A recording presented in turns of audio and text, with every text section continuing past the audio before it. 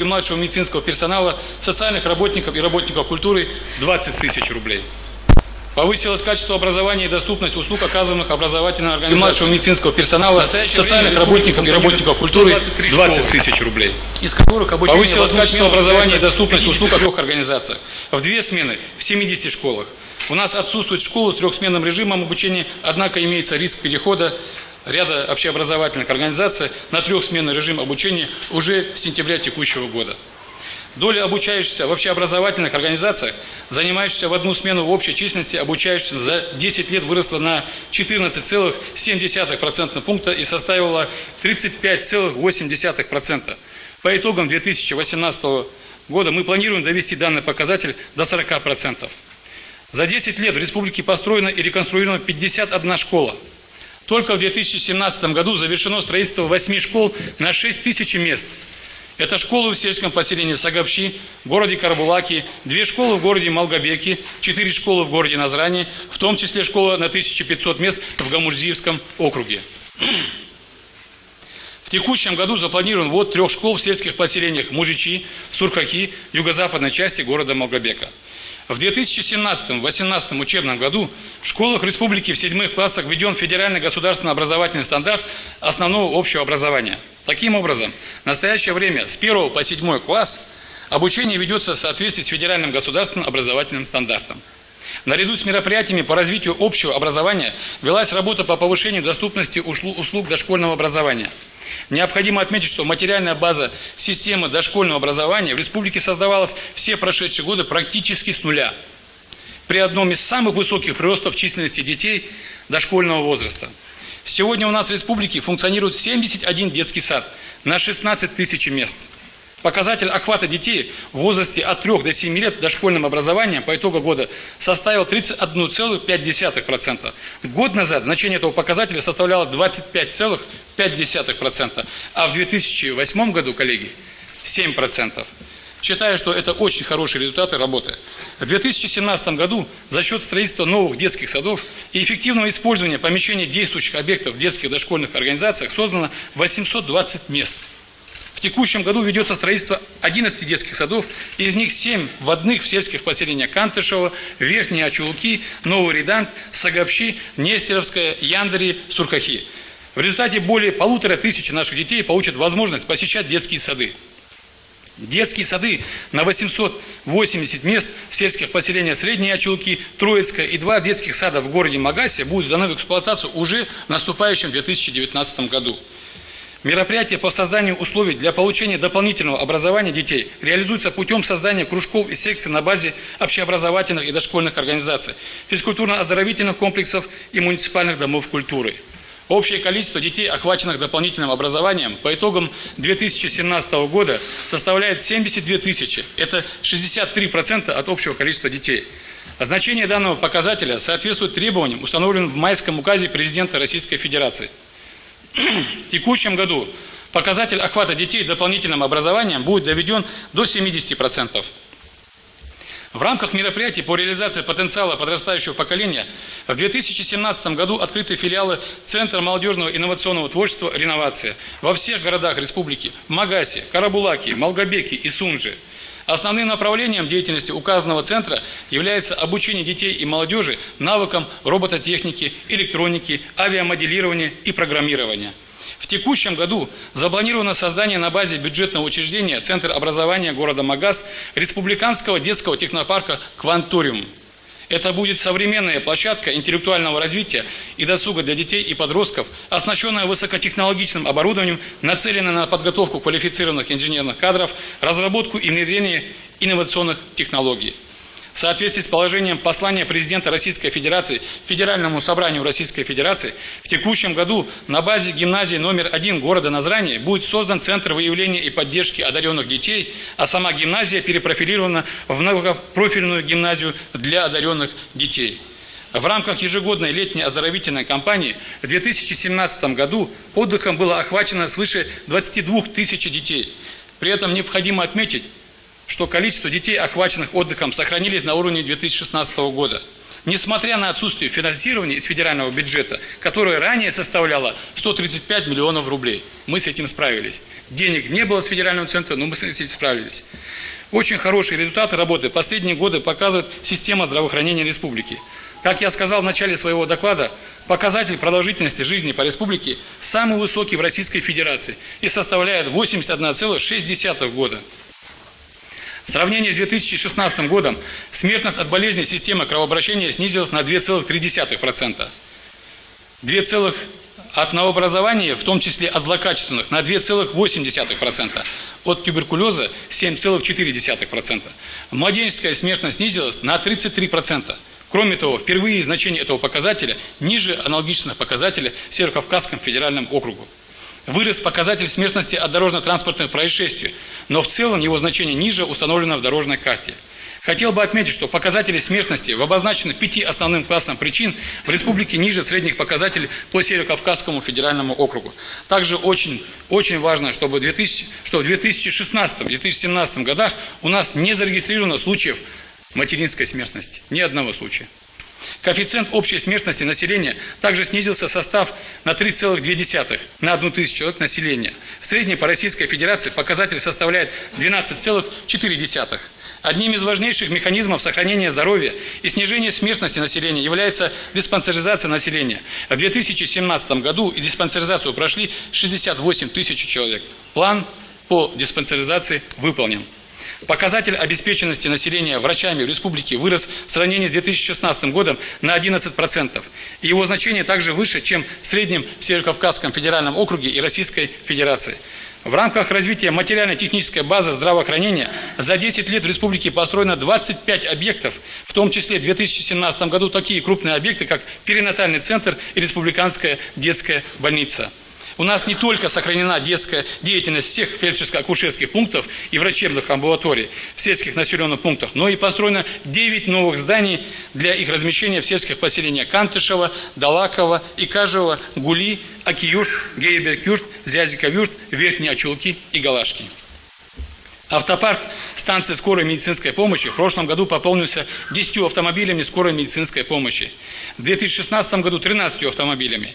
Несмотря на положительные результаты работы системы здравоохранения, нам предстоит еще немало сделать. В ближайшие несколько лет необходимо решить вопросы строительства Карабулакской городской больницы, многопрофильной клинической больницы, Кантышевской районной больницы, стационара психоневрологического и наркологического диспансера. Значительные усилия последние годы направлялись на развитие физической культуры и спорта, и каждый год мы видим увеличение количества жителей республики, занимающихся спортом. На конец 2017 года этот показатель составляет свыше 72 тысяч человек. Доля населения республики, систематически занимающихся физической культурой и спортом, составила 16,4%.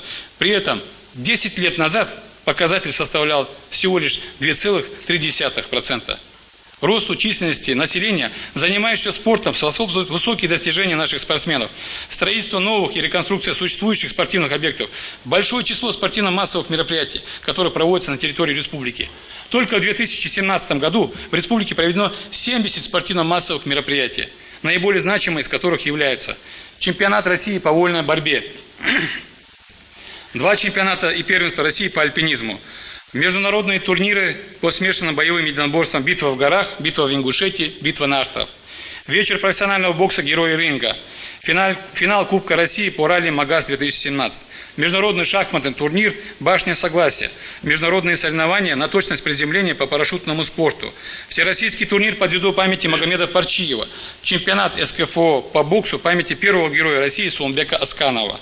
В целях развития спорта высших достижений за отчетный период около 2000 спортсменов приняли участие в выездных соревнованиях и учебно-тренировочных сборах. Ингушские спортсмены, участвуя во всероссийских и международных соревнованиях, завоевали 304 золотые, 182 серебряные и 218 бронзовых медалей, что существенно выше по сравнению с аналогичным периодом в 2016 году. В 2016 году это было 228 золотых, 163 серебряных и 169 бронзовых. За 10 лет в республике введены 16 спортивных объектов, в том числе в отчетном году дворец спорта «Магаз» и специализированный зал дзюдо. Также за счет средств Роснефти завершено строительство ледовой арены, на базе которой открыта хоккейная академия Фетисова «Башлон». Ведется строительство физкультурно-оздоровительного комплекса с плавательным бассейном на Сыркорском административном округе. Работа по созданию спортивной инфраструктуры будет продолжена. Также будут приниматься меры, направленные на развитие дворового спорта. Здесь необходимо активно подключаться муниципальным органам власти, строить игровые площадки во дворах многоэтажных домов и в сельских поселениях республики. Как известно, 2018 год объявлен президентом Российской Федерации Владимиром Владимировичем Путиным годом добровольца. Республика стала первым субъектом Российской Федерации, на территории которого развернулась программа Года добровольца. В январе текущего года состоялись торжественные мероприятия, посвященные в добровольцы, где около 500 юношей и девушек вступили в ряды волонтеров. Все, наверное, согласятся, глубоко символично, что именно в Ингушетии развернулась программа Года добровольца. Ведь отзывчивость и готовность оказать помощь нуждающимся – это неотъемлемая часть нашей культуры и обычаев, сохранение которых является важным направлением реализуемой молодежной политики. У нас в отчетном году проведено около 500 мероприятий в сфере сплочения молодых граждан, привития им чувства патриотизма, формирования правильных ценностей, в которых приняли участие более 5000 человек. Это почти в 2 раза больше, чем в 2016 году. За последние 2 года в республике создано 16 детских и молодежных общественных организаций и движений. Представители республики приняли участие в 14 крупных форумах международного, всероссийского и окружного масштабов, таких как Машук-2017, Таврида-2017, Россия студенческая, Селигер и других мероприятиях. Хотел бы отметить, что по общей сумме полученных грантов в конкурсе молодежных проектов в рамках форума Машук-2017 наша республика заняла 2-е место среди субъектов Северокавказского федерального округа. Ежегодно в Ингушетии проходит международный молодежный форум «Таргим», который объединяет талантливую молодежь со всех уголков мира. В целях сохранения традиций, обычаев, духовно-нравственного воспитания подрастающего поколения во всех культурно-досуговых учреждениях проводятся вечера отдыха «Сагердами Сейриныш». Наши традиции и культура – главное богатство республики, основа государственности, и мы принимаем все меры по их сохранению и развитию. В отчетном году театрально-концертными и культурно-досуговыми организациями проведено свыше 6000 культурно-массовых мероприятий, которые посетили 815 тысяч зрителей. Плановые показатели дорожной карты по развитию отрасли культуры по итогам года выполнены в полном объеме. Количество посещений театрально-концертных мероприятий выросло на 12%. Представленных зрителю музейных предметов в общем количестве музейных предметов основного фонда на 8%. Количество выставочных проектов, осуществляемых на территории республики, на 14%. Посещаемость музейных учреждений на 9%. С 2015 года все музеи и театры имеют официальные интернет-ресурсы, библиотеки подключены к системе сети интернет, в Национальной библиотеке налажен процесс оцифровки книг, газет и журналов. Проведен целый ряд праздничных мероприятий к юбилейным и знаменательным датам истории Ингушетии и России. Успешно в рамках двусторонних соглашений прошли Дни культуры Республики Ингушетии в Республике Беларусь. В рамках мероприятий по кадровому обеспечению отрасли культуры ежегодно осуществляется целевое направление абитуриентов в Российскую академию театрального искусства, Краснодарский государственный университет культуры и искусства и Всероссийский государственный институт кинематографии. Развивается материально-техническая база учреждений культуры. Так, в отчетном году построены дома культуры в сельских поселениях Галашки, Кантышево, Сагапши, Мужичи, Сурхахи, Яндари, Новый Редант, Зязиков-Юрт. За счет средств Роснефти завершено строительство молодежного культурно-досугового центра в городе Назране. В текущем году запланирован ввод в эксплуатацию еще 8 домов культуры в сельских поселениях Барсуки, Далаково, Алиюрт, Газиюрт, Верхние Очулки, Акиюрт, Ашты, Алкун. Будет начато строительство здания Республиканского музея краеведения. Мы активно прорабатываем вопрос включения в федеральной программы строительства 5 ключевых объектов культуры: Республиканского театрального культурного комплекса, здания Русского драматического театра, Национальной библиотеки, Государственной филармонии и Государственного колледжа искусств. Масштабная работа проведена за 3 года по выявлению и постановке на государственную охрану башенных комплексов и других памятников Ингушетии. В 2015 году на государственной охране находилось всего лишь 8 объектов культурного наследия. На 1 января 2018 года на государственной охране стоит около 2000 объектов. Наше культурное наследие, наряду с природно-климатическими условиями, является основой для развития туристического комплекса. Туризм прочно занял позиции одного из ключевых направлений социально-экономического развития нашей республики. Хотя буквально несколько лет назад это многим казалось невозможным. Сегодня для нас стало привычным видеть туристов не только в Горной Ингушетии, а в других городах нашей республики. С 2012 года туристический поток в республику вырос почти в 10 раз. В прошлом году Ингушетию посетило 55 тысяч туристов. Основной туристический поток идет в горную часть республики, на курорт Арымхи, на котором за несколько лет создана развитая туристическая инфраструктура. На приток туристов положительное влияние оказывают ежегодно проводимые событийные культурные мероприятия, в том числе гастрономический халяль-тур, дни празднования Мархаш, фольклорный этнографический праздник Миат-Сели, фестиваль праздник Синокоса, чемпионат СКФО по спортивному рыболовству «Большая рыбалка», гастрономический фестиваль Чапель-2017 и другие мероприятия. Мы также расширяем сеть туристических маршрутов. В 2017 году открыты новые туристические маршруты к водопаду Эркчожи в Асинском ущелье к храму Мага Ерды. Ведется работа по развитию туризма и на равнинной Ингушетии. Так, в прошлом году начались экскурсии по военно-патриотическому маршруту по Малгобекскому району. Всего в республике действует 25 маршрутов. В настоящее время ведется подготовка документов по созданию санаторно-курортного комплекса «Долина здоровья и долголетия» в Малгобекском районе, где у нас находится горячий источник Мелхи. При условии привлечения средств федерального бюджета работа по проекту начнется с 2019 года. В целях развития сельского и экологического туризма создана Ассоциация гостевых домов.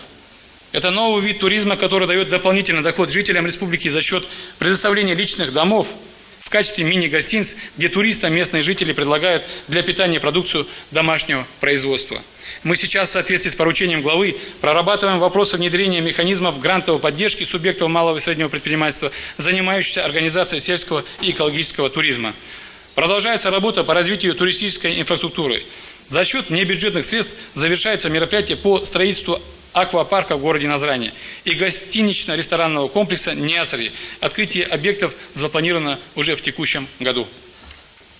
Благоприятная экологическая ситуация является важным фактором туристической привлекательности нашей республики, но также это один из ключевых показателей, который характеризует качество жизни населения. В рамках года экологии в республике реализовано 84 мероприятия. Кроме того, более 500 экологических мероприятий проведено внепланово органами местного самоуправления, общественными движениями и различными учебными заведениями. Проведена масштабная республиканская акция «Посади дерево», в рамках которой посажено более 38 тысяч деревьев. Реализуется инвестиционный проект по созданию комплекса по сбору и переработке и утилизации твердых коммунальных отходов, в рамках которого в сельском поселении Нестеровское построен полигон твердых коммунальных отходов и сортировочный цех будущего мусороперерабатывающего комплекса. Планируется также строительство второго комплекса с полигоном в Малгобекском районе. Оборудованы площадки для временного накопления отходов в муниципальных образованиях республики, Назрановском районе, Сунжском районе, Малгобекском районе, Джайранском районе, в городе Карабулаке и в городе Сунжа. Проводится работа по ликвидации крупных свалок в республике. Мероприятия по рекультивации указанных объектов планируется осуществить уже в текущем году. Также мы прорабатываем вопрос ликвидации 19 старых законсервированных свалок. Реализовано мероприятие по созданию первой особо охраняемой природной территории регионального значения. Так, по согласованию с Минприроды России, статус памятника природы получил родник Хаурхаст, серебряный источник, расположенный в высокогорной части Ингушетии. Наряду с экологией жилищного и коммунальный комплекс и городская среда определены одним из направлений стратегического развития Российской Федерации до 2025 года. В целях реализации указанного стратегического направления республика принимает участие в приоритетном проекте формирования современной городской среды, в рамках которого выполнены работы по благоустройству 44 дворовых территорий и 13 общественных зон в 8 муниципальных образованиях. Также в отчетном году реализовано мероприятие по обустройству городского парка в городе Малгобеке. В 2018 году в рамках приоритетного проекта предусмотрено благоустройство 24 дворовых общественных территорий и 1 парка. Одним из важнейших проектов, реализованных в отчетном году, является строительство и ввод в эксплуатацию современных очистных сооружений в городе Назране.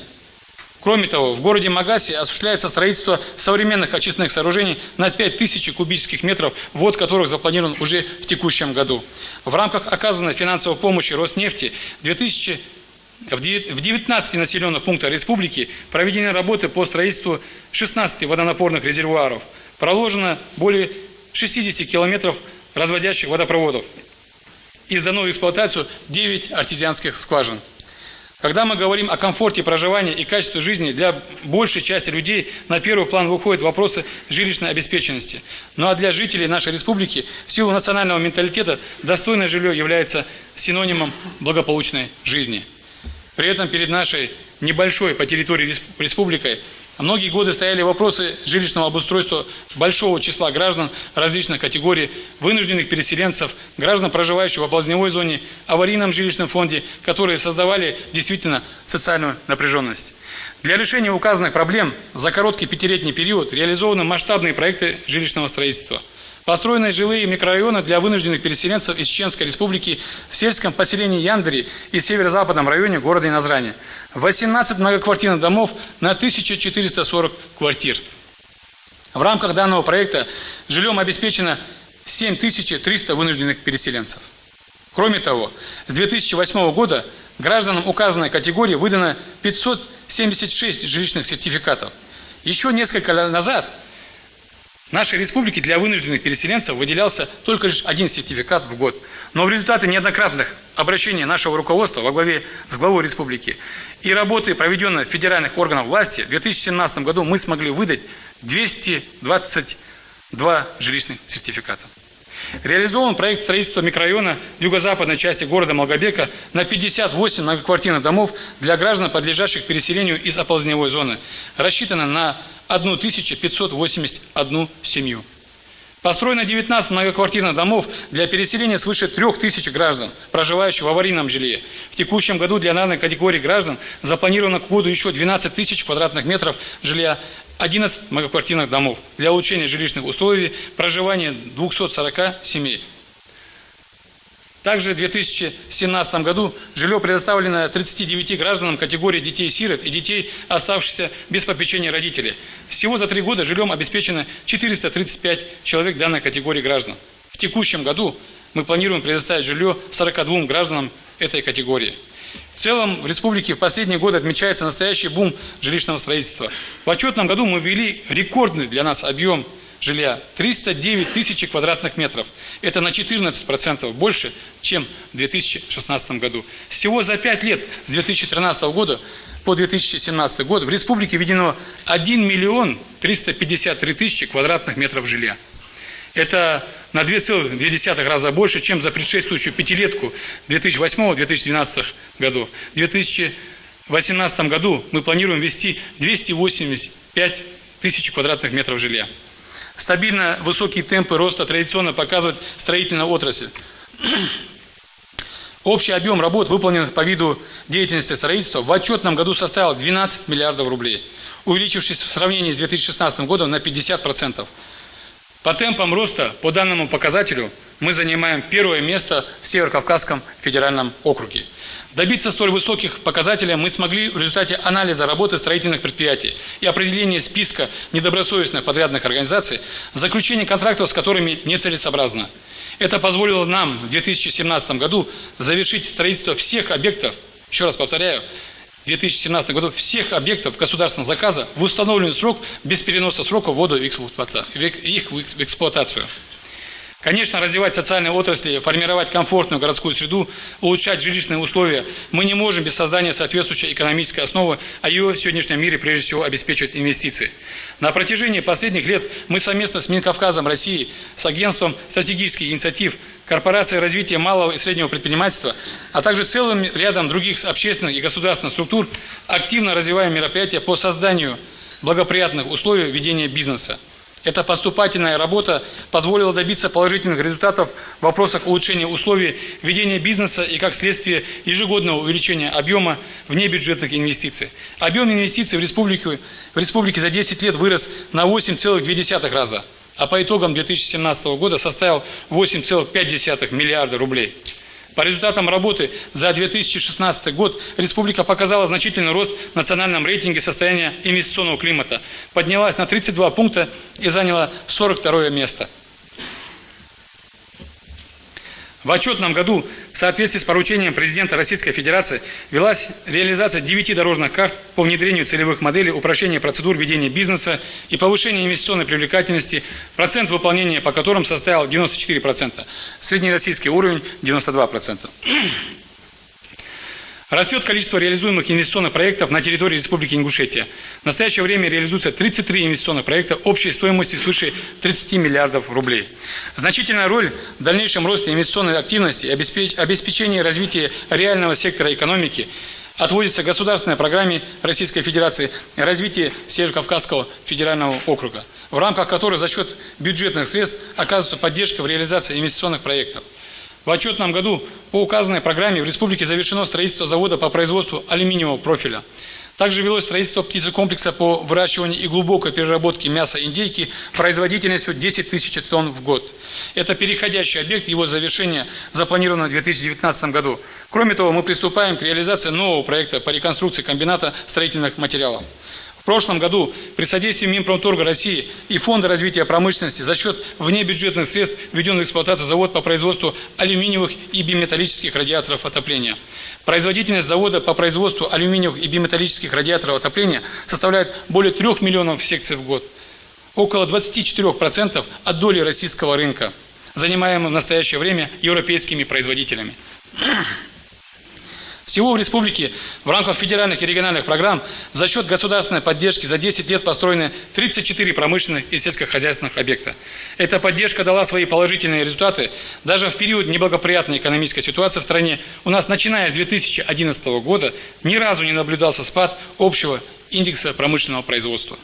2017 год мы также закончили с ростом 15,6%. При этом необходимо отметить, что рост обеспечен не за счет увеличения добычи полезных ископаемых, а за счет роста производства обрабатывающих отраслей. Так, в отчетном году объем производства обрабатывающих отраслей вырос на 66,1%. Увеличение зафиксировано в сфере производства пищевых продуктов, неметаллической минеральной продукции, прицепов и полуприцепов, но наибольшее влияние на рост показателя оказали отрасли производства резиновых и пластмассовых изделий за счет предприятия «Техстрой», введенного в рамках федеральной целевой программы «Социально-экономическое развитие Республики Ингушетия» и производства готовых металлических изделий за счет завода АТМ. Наравне с промышленным комплексом основной упор в развитии агропромышленного сектора будет делаться на привлечение внебюджетных средств на реализацию крупных инвестиционных проектов. В отчетном году за счет внебюджетных средств введены комплекс по переработке мяса «Муслим Экопродукт». 10 теплиц на участке площадью 4 гектара КФХ «Костоев». На стадии завершения находится строительство овощехранилища. Первый этап оптово-распределительного центра «Сад-гигант Ингушетия» на 36 тысяч тонн единовременного хранения продукции. В Сунжском районе начато строительство крупного тепличного комплекса на земельном участке площадью 30 гектаров агрокомплекс Сунжа. Первая очередь запланирована к году уже в текущем году. У нас проводятся ежегодные проверки использования земель сельскохозяйственного назначения, по результатам которых принимаются решения об изъятии земель в случаях неиспользования земельных участков по назначению. Объем продукции сельского хозяйства, произведенного во всех категориях хозяйств по итогам 2017 года, составил 8,5 миллиарда рублей.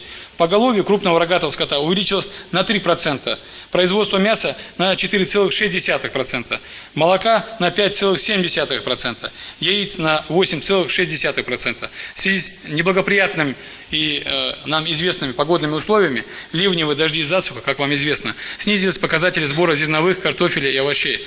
Производителям сельскохозяйственной продукции республики необходимо активнее выходить на внутрироссийский рынок и наращивать объемы экспорта продукции. Помощь в указанных вопросах производителям будет оказываться Центром поддержки предпринимательства, созданным в 2017 году в целях предоставления малому и среднему бизнесу комплекса информационно-консультационных услуг с привлечением профильных экспертов. В центре предприниматели могут на бесплатной основе получить консультации по вопросам финансового планирования, маркетингового и информационного сопровождения, правового обеспечения, получения кредитных и иных финансовых ресурсов и другие услуги. В республике осуществляет деятельность 5500 субъектов малого и среднего предпринимательства. В секторе малого и среднего бизнеса занято более 22 тысяч человек, что составляет около 14% от общего числа занятых. Вклад малого бизнеса в формирование валового регионального продукта по оценочным данным составляет до 62%. С 2008 года в республике Оказана государственная поддержка 3500 субъектов малого предпринимательства. Оборот субъектов малого и среднего предпринимательства республики составляет около 29 миллиардов рублей, увеличившись за 5 лет в 2 раза. Объем налоговых поступлений от деятельности малых и средних предприятий составляет около 500 миллионов рублей. Данный показатель по сравнению с 2012 годом вырос в 3 раза. В текущем году у нас предусматривается реализация большого числа проектов, направленных на развитие инфраструктуры поддержки предпринимателей. Так, при поддержке Минэкономразвития России запланировано создание центров народных художественных промыслов, инноваций социальной сферы, кластерного развития. Будет организован центр оказания услуг субъектам малого и среднего предпринимательства на базе банковских организаций. Также предусматривается создание многофункционального центра, ориентированного на предоставление услуг представителям малого и среднего предпринимательства, за счет которого мы планируем довести среднее число обращений представителей бизнес-сообщества для получения одной государственной муниципальной услуги, связанной со сферой предпринимательства деятельности, до 2. Реализация указанных мероприятий даст значительный стимул развитию малого и среднего бизнеса. Насколько востребованы услуги многофункциональных центров, оказание государственных и муниципальных услуг показывает статистика. В 2017 году 10 МФЦ, функционирующим на территории республики, оказано 200 тысяч услуг. В сфере развития информатизации достигнуты следующие показатели. Уровень удовлетворенности граждан качеством предоставления государственных и муниципальных услуг составил 98%. Доля граждан, имеющих доступ к получению государственных и муниципальных услуг по принципу одного окна, по месту пребывания, в том числе в многофункциональных центрах предоставления государственных услуг, 91%. Время ожидания в очереди при обращении заявителя в орган государственной власти или орган местного самоуправления для получения государственных и муниципальных услуг составило менее 15 минут. Данные показатели соответствуют требованиям, установленным в Майском указе президента Российской Федерации. В текущем году у нас запланировано открытие новых МФЦ в северо-западном микрорайоне города Назрани и в сельском поселении Икажево. Важным направлением создания условий для развития реального сектора экономики и улучшения условий жизни граждан является снятие инфраструктурных ограничений в сфере дорожного комплекса. В 2017 году на развитие дорожного комплекса направлено свыше 730 миллионов рублей. Велись работы по строительству и реконструкции на 10 объектах. Общая протяженность введенных в эксплуатацию объектов строительства и реконструкции в отчетном году составила 14 километров. Удельный вес автодорог, находящихся в неудовлетворительном состоянии, составляет 31%. В 2008 году 38%. В 2018 году запланированы работы на 12 объектах. Планируется завершение мероприятий по строительству моста через реку Сунжу в сельском поселении Троицкое, реконструкции 30 километров автодорог и проведение капитального ремонта 20 километров автодорог из 3 мостов протяженностью 92 погонных метра. Завершена реконструкция 13 километров федеральной автомагистрали «Кавказ», проходящей по территории республики. Работы по реконструкции оставшегося участка длиной 26 километров будут начаты в текущем году и завершены в 3-летний период. Ключевой макроэкономический показатель валовый региональный продукт вырос на 1,7% и составил 51,7 миллиарда рублей. Объем ВРП на душу населения составил 107 тысяч рублей. В текущем году мы прогнозируем рост ВРП на 1,9%. Положительная динамика социально-экономического развития на протяжении 10 лет позволила в 2 раза сократить уровень общей безработицы. Динамика снижения уровня общей безработицы выглядит следующим образом. 2008 год. 53,3%. 2012 год 47,7%. И 2017 год 27%. Уровень регистрируемой безработицы по сравнению с 2016 годом снизился на 2 процентных пункта и составил 8,6% или 21 600 человек. Наша задача в ближайшие 5 лет выйти по уровню общей безработицы на средние показатели по СКФО. А это в Северо-Кавказском федеральном округе 11% и в Российской Федерации в общем 5,2%. Это амбициозная цель, но она вполне достижима за счет создания новых рабочих мест в рамках инвестиционных проектов, развития малого и среднего предпринимательства, ориентирования системы образования на подготовку востребованных на рынке труда специальностей. Касаясь вопроса подготовки трудовых ресурсов, необходимо отметить развитие материально-технической базы среднего и профессионального образования. В 2017 году построены здания топливно-энергетического колледжа и пожарно-спасательного колледжа. Также в рамках реализации мер по повышению занятости совместно с федеральными органами государственной власти прорабатывается вопрос реализации в республике пилотного проекта по трудоустройству в компаниях с государственным участием и федеральных унитарных предприятиях, расположенных на территории других субъектов Российской Федерации, специалистов технических специальностей и выпускников профессиональных образовательных организаций. Макроэкономическая стабильность, положительная динамика социального и экономического развития стали возможны благодаря взвешенной бюджетной политике. Бюджетная система республики последние годы испытывала серьезную нагрузку в связи с ростом расходов обязательств вследствие децентрализации целого ряда полномочий, которые с 2009 года передавались на исполнение регионам. Я бы пояснил, какая это нагрузка для нас и с чем мы столкнулись. Страховые взносы на неработающее население, нагрузка на республику легла 2,5, почти 2,2 миллиарда. Повышение оплаты труда отдельным категориям работников бюджетной сферы 1,4 миллиарда рублей. Меры социальной поддержки при оплате ЖКУ отдельным категориям граждан около 800 миллионов рублей. При этом процесс передачи полномочий не сопровождался адекватным финансовым обеспечением, и их исполнение осуществлялось за счет перераспределения средств региональных бюджетов. Кроме того, ежегодный рост расходов всех отраслей бюджетной сферы влечет ежегодный прирост населения. При этом действующая методика распределения дотаций на выравнивание бюджетной обеспеченности субъектов Российской Федерации не отражает дополнительную потребность бюджетов регионов в зависимости от естественного прироста населения. Данная проблема актуальна для всех субъектов Российской Федерации, входящих в состав Северо-Кавказского федерального округа, который занимает ведущие позиции по естественному приросту населения. Показатели естественного прироста населения в целом по округу самые высокие в Российской Федерации. Хотел бы отметить, что республика – один из немногочисленных субъектов Российской Федерации, который не привлекает коммерческих кредитов для покрытия дополнительных расходов. Объем государственного долга нашей республики на 1 января текущего года составил 2,3 миллиарда рублей. Коллеги, я не буду называть субъекты СКФО, где порядка 12 миллиардов есть государственный долг. То есть мы не злоупотребляли этим и не привлекали коммерческие кредиты. Его размер не превышает предельно допустимый уровень. Конечно, наша бюджетная политика не ориентирована на решение стоящих проблем за счет дотаций, выделяемых из федерального бюджета. В республике второй год реализуется план мероприятий по росту доходов, оптимизации расходов и сокращению государственного долга республиканского бюджета в целях оздоровления государственных финансов, утвержденных главой республики. В соответствии с планом в 2017 году принят ряд законодательных актов, направленных на увеличение доходной части республиканского и муниципальных бюджетов. В том числе отменены льготы молодежным предприятиям, расширен перечень видов предпринимательской деятельности, подпадающих под налоговую каникулу, увеличены корректирующие коэффициенты в отношении единого налога на вмененный налог и ставки по имущественным налогам.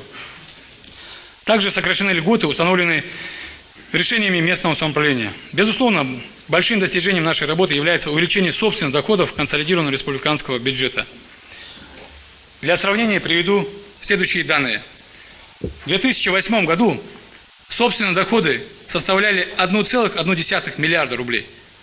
В 2012 году 2,8 миллиарда рублей. В 2017 году 4,3 миллиарда рублей. Таким образом, данный показатель в 2017 году по сравнению с 2008 годом вырос в 4 раза, по сравнению с 2016 годом на 7%. В текущем году мы ожидаем рост показателя на 5%. Мы выстроили очень жесткий контроль за целевым и эффективным использованием бюджетных средств. По итогам 2017 года, в сравнении с 2016 годом, нецелевое использование бюджетных средств снизилось на 90,6%. Это говорит отчет Счетной палаты республики.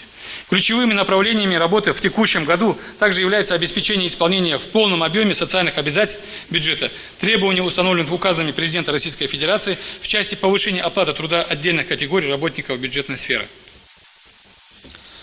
Уважаемый Юнусбек Баланкеевич, уважаемый Зелимхан Султан Хамидович, уважаемые депутаты и приглашенные, таковы краткие итоги работы правительства за 2017 год и общая ситуация в республике, которая характеризуется общественной стабильностью и сохранением положительной динамики развития по ключевым показателям социально-экономического развития, отмечавшихся на протяжении десятилетнего периода. Эффективность работы и положительные изменения в республике подкреплены конкретными цифрами и, самое главное, выражается в улучшении качества жизни и росте благосостояния наших граждан. Образ современной республики разительно отличается от того, что мы имели еще 10 лет назад. Мы достигли всего этого благодаря нашей сплоченности, единству и тяжелой работе большого числа людей на протяжении многих лет. Если в других регионах решали задачи по развитию социальной отраслей, то у нас стоял вопрос создания с нуля практически всей социальной инфраструктуры, и это при столь высоком росте численности населения, который произошел в том числе за счет притока вынужденных переселенцев на территорию республики. Несмотря на то, что вопрос жилищного обустройства указанной категории граждан не относился к компетенции региональных властей, мы не остались в стороне от этой болезненной проблемы и направили на ее решение значительные средства. Большинство наших детей не имело возможности посещать детские сады. Значительное число школ работало в трехсменном режиме обучения. Сами школы не соответствовали стандартам.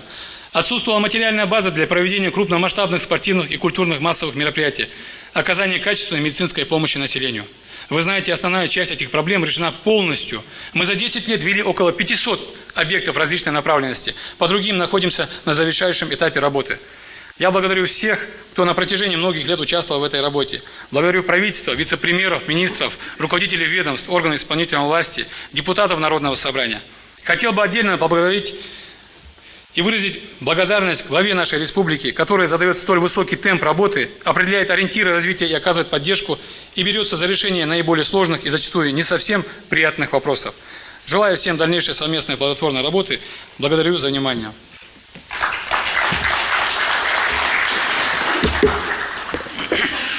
Спасибо, Руслан Магомедович. Хочешь отвечать на вопросы с места или же как удобно? Мне нравится, как вы скажете. Как удобно? Нет, наверное, так. Сидя лучше. Да? Что вы там будете? Да, пожалуйста. Ну, как вам удобно? Уважаемые депутаты, значит, порядок какой? Сейчас задают вопросы депутаты. После слова берет глава республики. После у нас будет выступление в прениях. Как мы с вами договаривались, будет выступать в прениях руководителей депутатских объединений, фракций. И потом уже для доклада, для оглашения проекта постановления слово возьмет председатель комитета, ответственного комитета за подготовку сегодняшнего отчета. Пожалуйста, уважаемые депутаты, у кого есть вопросы к председателю правительства, можете задавать и главе республики Нурбеку Маткевичу Евкурову тоже. Да, пожалуйста, Закарий Исаевич. Лучше главе. Можно и главе республики, и председателю правительства. Да, лучше главе. У меня, я прошу прощения, Руслан, но первый вопрос главе республики. Уважаемый Нурбек Бамадгиреевич, прошедшие выборы президента страны показали высокую популярность президента, высокий процент явки и голосов отдано за него. Это косвенно подтверждает и вашу высокую, значит, популярность нашей республики. В то же время находились отдельные значит, сторонники и доверенные лица некоторых кандидатов, которые в принципе занимались критиканством. И потом они, как правило, появляются на общественном поле в период каких-то кампаний, избирательных кампаний, потом бесследно исчезают. Это же было, и вот последний год тоже это показал. Например, когда их пригласили на контрдебаты НТРК, они туда не явились. Как, на ваш взгляд, стоит ли нам продолжать вот эту практику приглашения вот критиканствующих, не критикой занимающихся, а критиканствующих на общественно-информационное поле, для того, чтобы с ними вести соответствующие дебаты? И если можно, вопрос к председателю правительства. Мы заслушали... Значит, Закарий Исаевич. Я извиняюсь. Давайте я отвечу, а потом вы с председателем правительства сами разберетесь. Знаете, во-первых, мы власть. Мы на виду, мы работаем, и у нас есть много проблем. Есть много нерешаемых, нерешенных задач. Потому что мы, еще раз повторяю, власть. Мы действующая власть. А те, кто критикует, у них по причине того, что они не во власти, у них нет работы, нет деятельности. У них поле деятельности шире. В плане поиска недостатков во власти, проблем. И в этом ничего нет такого сверхъестественного, нормально. Если бы мы оказались бы наоборот, мы тоже так же, наверное, критиковали бы. Это одно. Второе. Любая предвыборная работа, она подразумевает именно набор критики к власти. Не может кандидат в президенты или в депутаты, парламент в том числе, не критиковать действующую власть, если он хочет туда пройти. Почему? Потому что ему надо набрать определенное количество голосов. А набрать он может не тем, что он хвалит власть действующую, а критикует власть. Для того, чтобы критиковать, он ищет те болевые точки, которые мы сами вместе все знаем, что мы, нерешаемые вопросы. Но есть, как вы говорите, те, которые просто говорят то, чего не было, нету, не может быть. И когда доверенные лица на телевидении, это их право, никто их по закону не преследует. Мы видели дебаты, которые проходили на площадках в Москве, на центральных каналах, в том числе и какими-то определенными высказываниями, оскорблениями, обливаниями водой, еще чем-то. У нас до этого не дошло, но тем не менее, это живая критика, живая история, живые дебаты. В этом, наверное, и есть сам смысл всех дебатов. Но когда люди там высказывают определенные вещи, критикуя власть, то это слушают много-много людей. Людям интересно выйти на дебаты, послушать, о чем там говорят. И, конечно, власть должна каким-то образом объяснить людям, а в чем была там тема и в чем были проблемы. И где критика соответствует, а где она не соответствует, она не действительно. Поэтому мы придумали такую схему, как контрдебаты. Придут или не придут, это дело каждого человека, который участвовал в дебатах. Понятно, что цикл подготовки и проведения выборов закончился. Те, кто кандидаты в президенты баллотировались, которые, у них тоже финансовые ресурсы тоже закончились, и никому после выборов нет интереса этим заниматься дальше. Это тоже правила игры, не только у нас, во всем мире. В этом тоже нет ничего удивительного. И те люди, которые были доверенными лицами, они же по ряду причин стали доверенными лицами, или же в том числе за определенную материальную выгоду или оплату, в этом тоже ничего плохого, или же из личных убеждений, за свои средства, такие тоже есть. То есть выборы закончились, а зачем дальше-то в этом участвовать? Поэтому они и ушли в сторону. А наше дело пригласить, не пришли, это их дело. И людям объяснить на контрдебатах, что имелось в виду.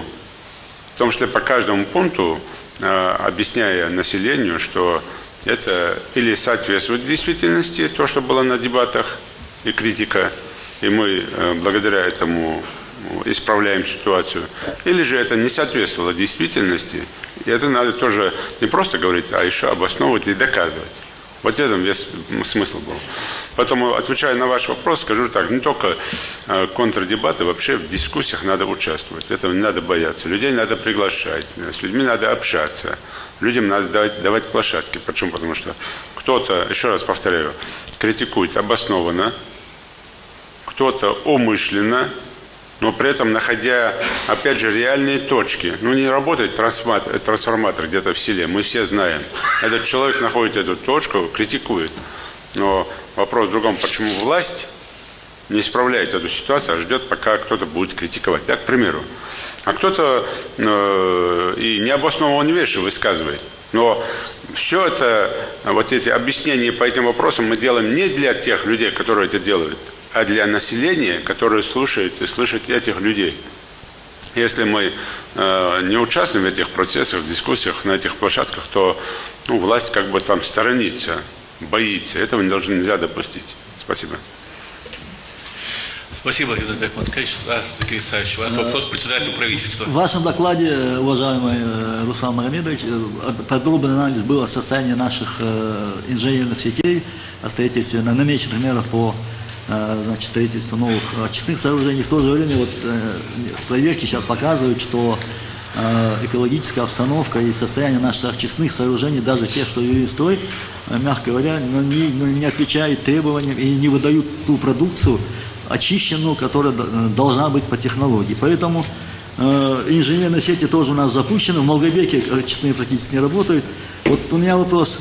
Считаете ли вы целесообразным в дальнейшем включать вопросы по реконструкции наших инженерных сетей и очистных сооружений в федеральные целевые программы?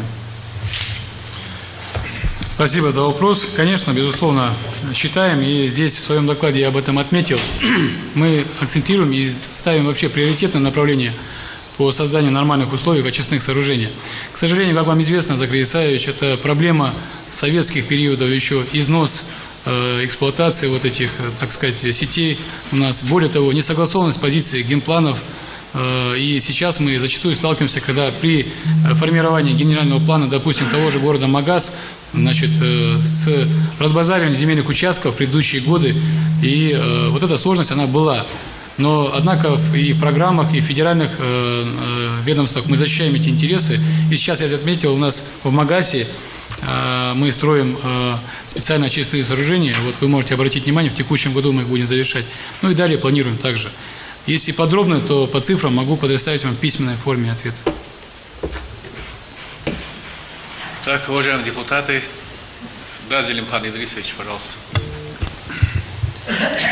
Депутат Таздоев, уважаемый Низбек Бамакеевич, уважаемый Руслан Магомедович, у нас на карте республики появился новый город, город Сунжа.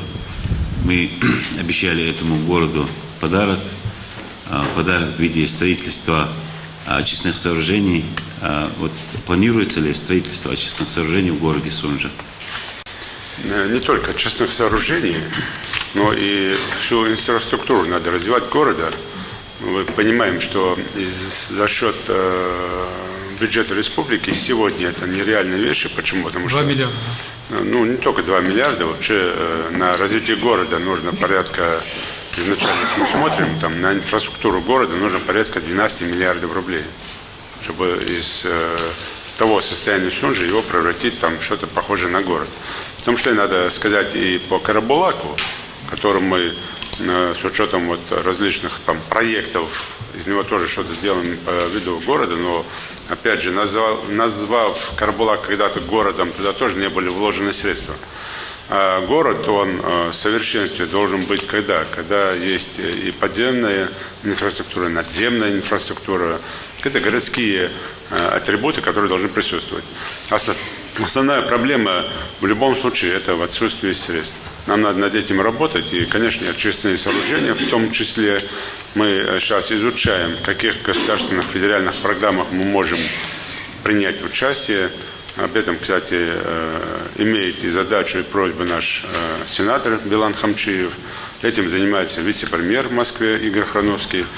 То есть мы хотим вот это активное участие принять, получить поддержку федеральную, в том числе для того, чтобы все-таки и очистные сооружения, и проблемы с водой, в том числе в Сунже, и, конечно, инфраструктуру города как такового развивать. Спасибо. Спасибо. Так. Да, пожалуйста, Саушен, пожалуйста. Спасибо, депутат Арчаков. У меня вопрос к председателю правительства. Уважаемый Руслан Магомедович, в республике постоянно фиксирует и растет число дорожно-транспортных происшествий, в том числе со смертельными исходами. Сменили руководство ГИБДД, работает комиссия по безопасности дорожного движения, а автоаварий становится больше. Что делается правительством республики по уменьшению правонарушений на дорогах и сохранению жизни в основном молодых людей? В авариях-то погибают в основном молодые ребята. Спасибо. Спасибо за вопрос. Значит, как вам известно, вот я в своем докладе отразил, что у нас по уровню, по показателю по СКФО, конечно, у нас незначительное ДТП. Да, действительно, мы, значит, в 2016 году каждые 8 часов в республике происходило ДТП. То есть, если 364 ДТП, из них 76 смертей, то действительно это очень серьезно было. Но, однако, вот вопрос следующего характера. Наши дороги лучше по ряду субъектов, вы знаете. у нас и небольшие дороги. Это республика всего лишь 72 километра ширина и 140 чем-то длина. Однако вот не соблюдается правила дорожного движения, в связи с чем было принято решение главы республики о введении комплекса «Безопасная республика». И сейчас во всей республике устанавливаются, так сказать, по линии «Безопасной республики» эти видеокамеры, специальные рубежи для того, чтобы выявлять порог скорости, ну и другие мероприятия. Но это зависит от наших водителей, от того, что права написаны для бдительных, однако их, к сожалению, не соблюдают, эти права. Вот сейчас здесь мы еще работаем с автошколами, тесно взаимодействуем. Мы сделали соответствующий анализ. В 2004 году в Республике Ингушетия было выпускников автошкол 600 человек, а выдано водительских удостоверений почти 2400. Представляете? То есть, минуя эти автошколы, люди не обучались, а просто простым образом выдавались. Сейчас жестко взят на контроль тот же вопрос, но и по линии «Безопасной республики», как вам известно, мы всю республику охватываем. Это порядка 500 миллионов, если я не ошибаюсь, здесь меня поправят, здесь вице-премьер сидит, который занимается этим вопросом. Будем работать в этом направлении. Дороги у нас хорошие. К сожалению, не соблюдается правила дорожного движения. Вот это, конечно, это общая наша боль и проблема. Да, Василий Иванович. Депутат Светличный. Здесь у меня два вопроса к председателю нашему уважаемому Руслану Магомедовичу. Вопрос первый. У нас есть график выезда, работы с советами нашей республики. Есть утвержденный главой республики график работы, в том числе и наш, на сходах граждан. И вот в последнее время выезд был в Кантышево. Люди ставят вопрос о выпасах.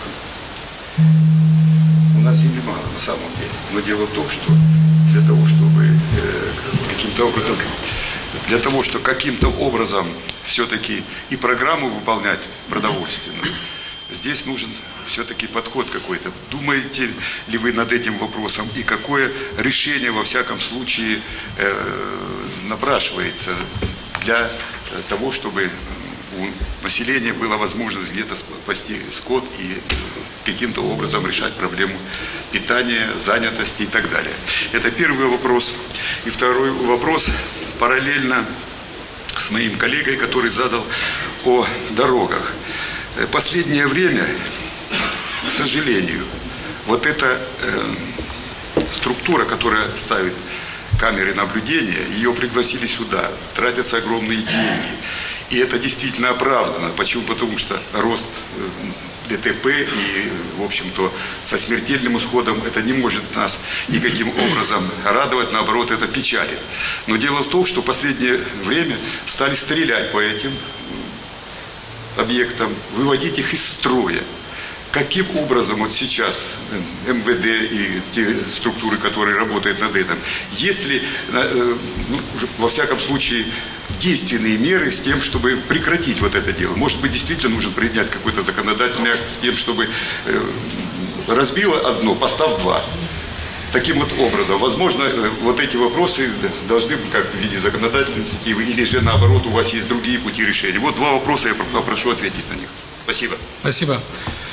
Василий Иванович, как бы направили мне свои вопросы. Тут этот вопрос есть. И муниципальным образованием республики сегодня для того, чтобы сохранить, так сказать, территорию пашенных и выпас скота, делается такая объемная работа. Но она не совсем-то, конечно, удовлетворяет нас, но и муниципальным образованием, и заинтересованным министерством ведомств в соответствии с действующим законодательством проводятся ежегодные проверки использования земель сельского назначения. Материалы проверки мы направляем в комиссию правительства по земельным вопросам, как вам известно. Вот пример приведу.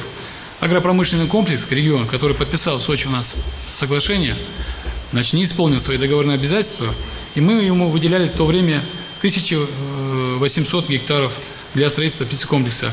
Сейчас мы, в связи с тем, что он не исполнил свои договорные обязательства, а это уже уголовно наказуемо, мы у него забрали эту землю, 1800 гектаров.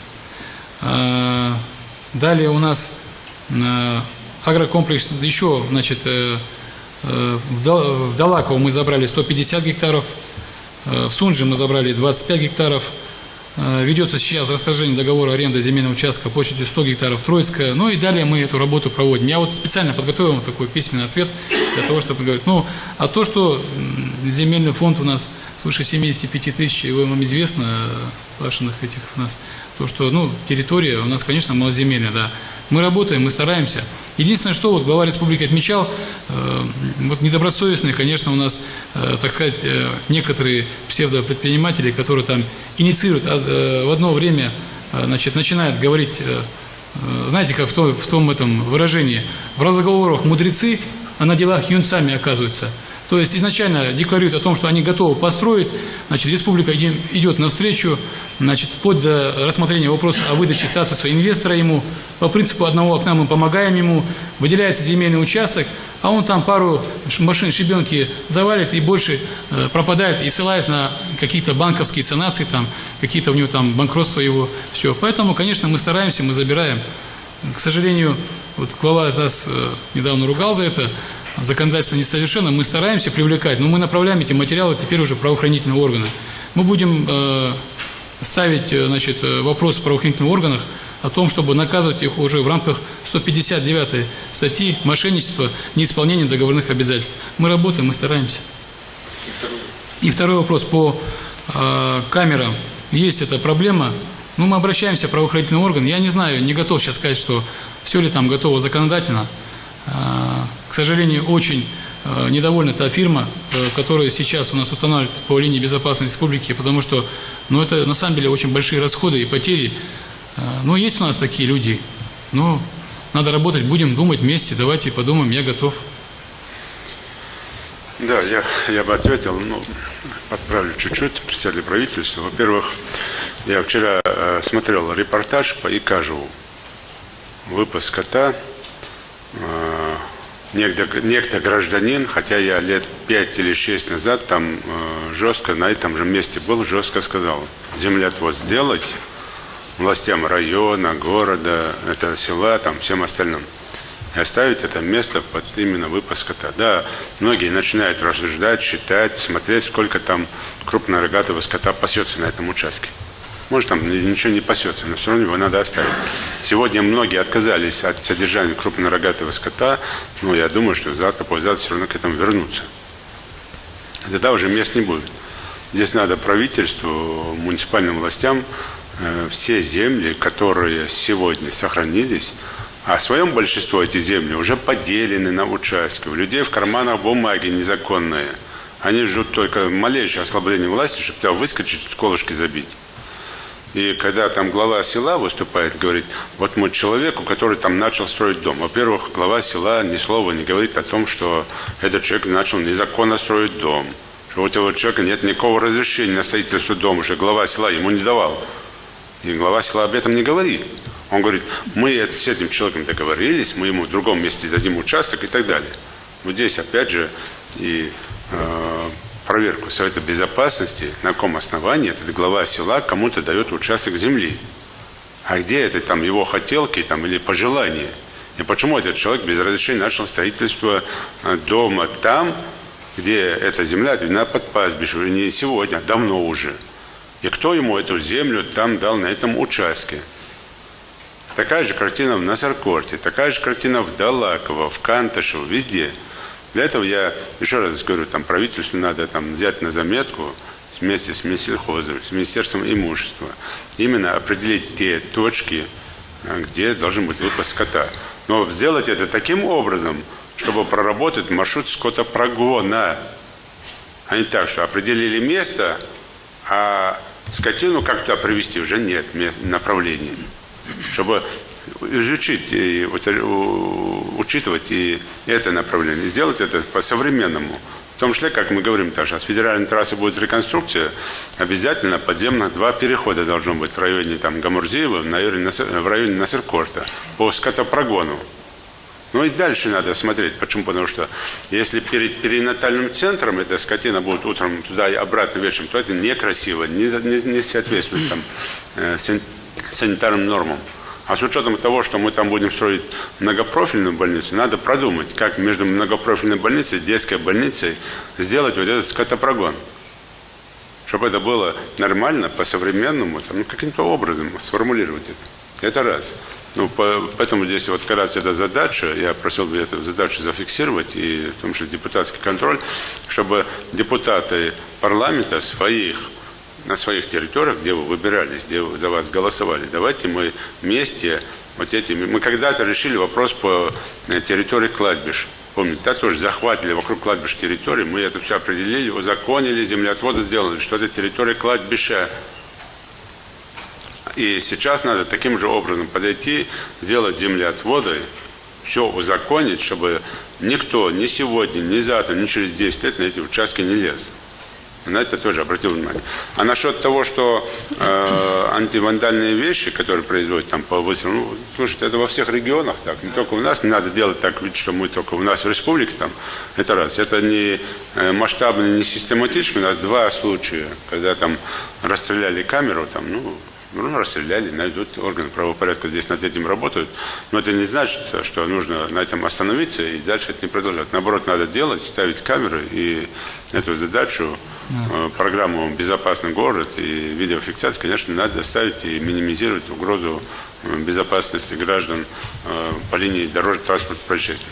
Но здесь еще раз добавил бы все-таки депутатскому корпусу, не дожидаясь схода населенных пунктов, самим ездить, в ваше время есть там, когда вы общаетесь с гражданами, ездить в старшие классы, в вузы, собирать автолюбителей, как это было в советское время, беседовать с людьми, с родителями беседовать. У нас сегодня получается так. Папа не отвечает, мама не отвечает, вообще никто не отвечает за ребенка. Он выскакивает на дороге, себя убивает или кого-то убивает, и виновата власть, только не родители. Хотя на похоронах там, стоя, все вокруг шушукаются, разговаривают, говорят, сколько раз этот парень нарушал, сколько раз этого отца предупреждали, что он быстро гоняет машину. Да, это не снимает ответственность с власти, с ГИБДД, со всех. Потому что точно это не должно снимать ответственность с родителей, в конце концов. Поэтому вот здесь, мне кажется, вот эта профилактическая работа более доходчивая в нашей среде, по нашим адатам, обычаям в том числе. Почему нет? И здесь тоже ваша помощь нужна, и здесь надо, в том числе, чтобы вы работали, говорили. Я уверен, что если в селе, в общем, там сложно, хотя это тоже не сложно, то на улице, где живет любой из нас, мы знаем, кто чем занимается. Так нет? В том числе, кто на машине быстро ездит.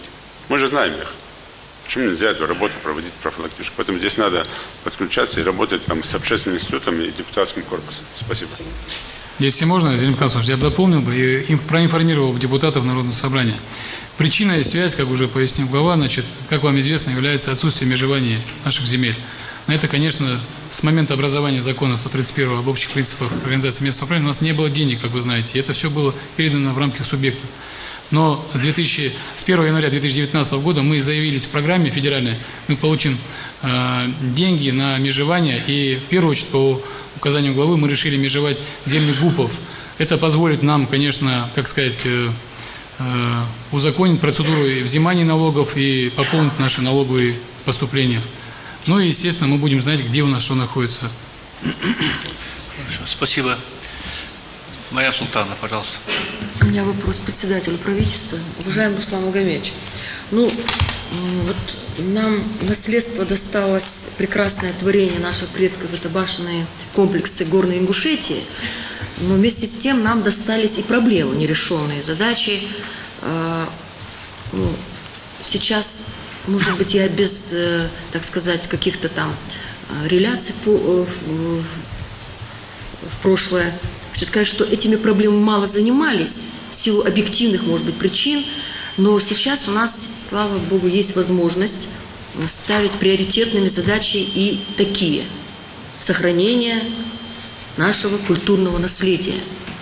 Вот у нас в Народном собрании одним из приоритетных направлений является вопрос о соблюдении законодательства, охранного законодательства, вот именно по отношению объектов культурного наследия.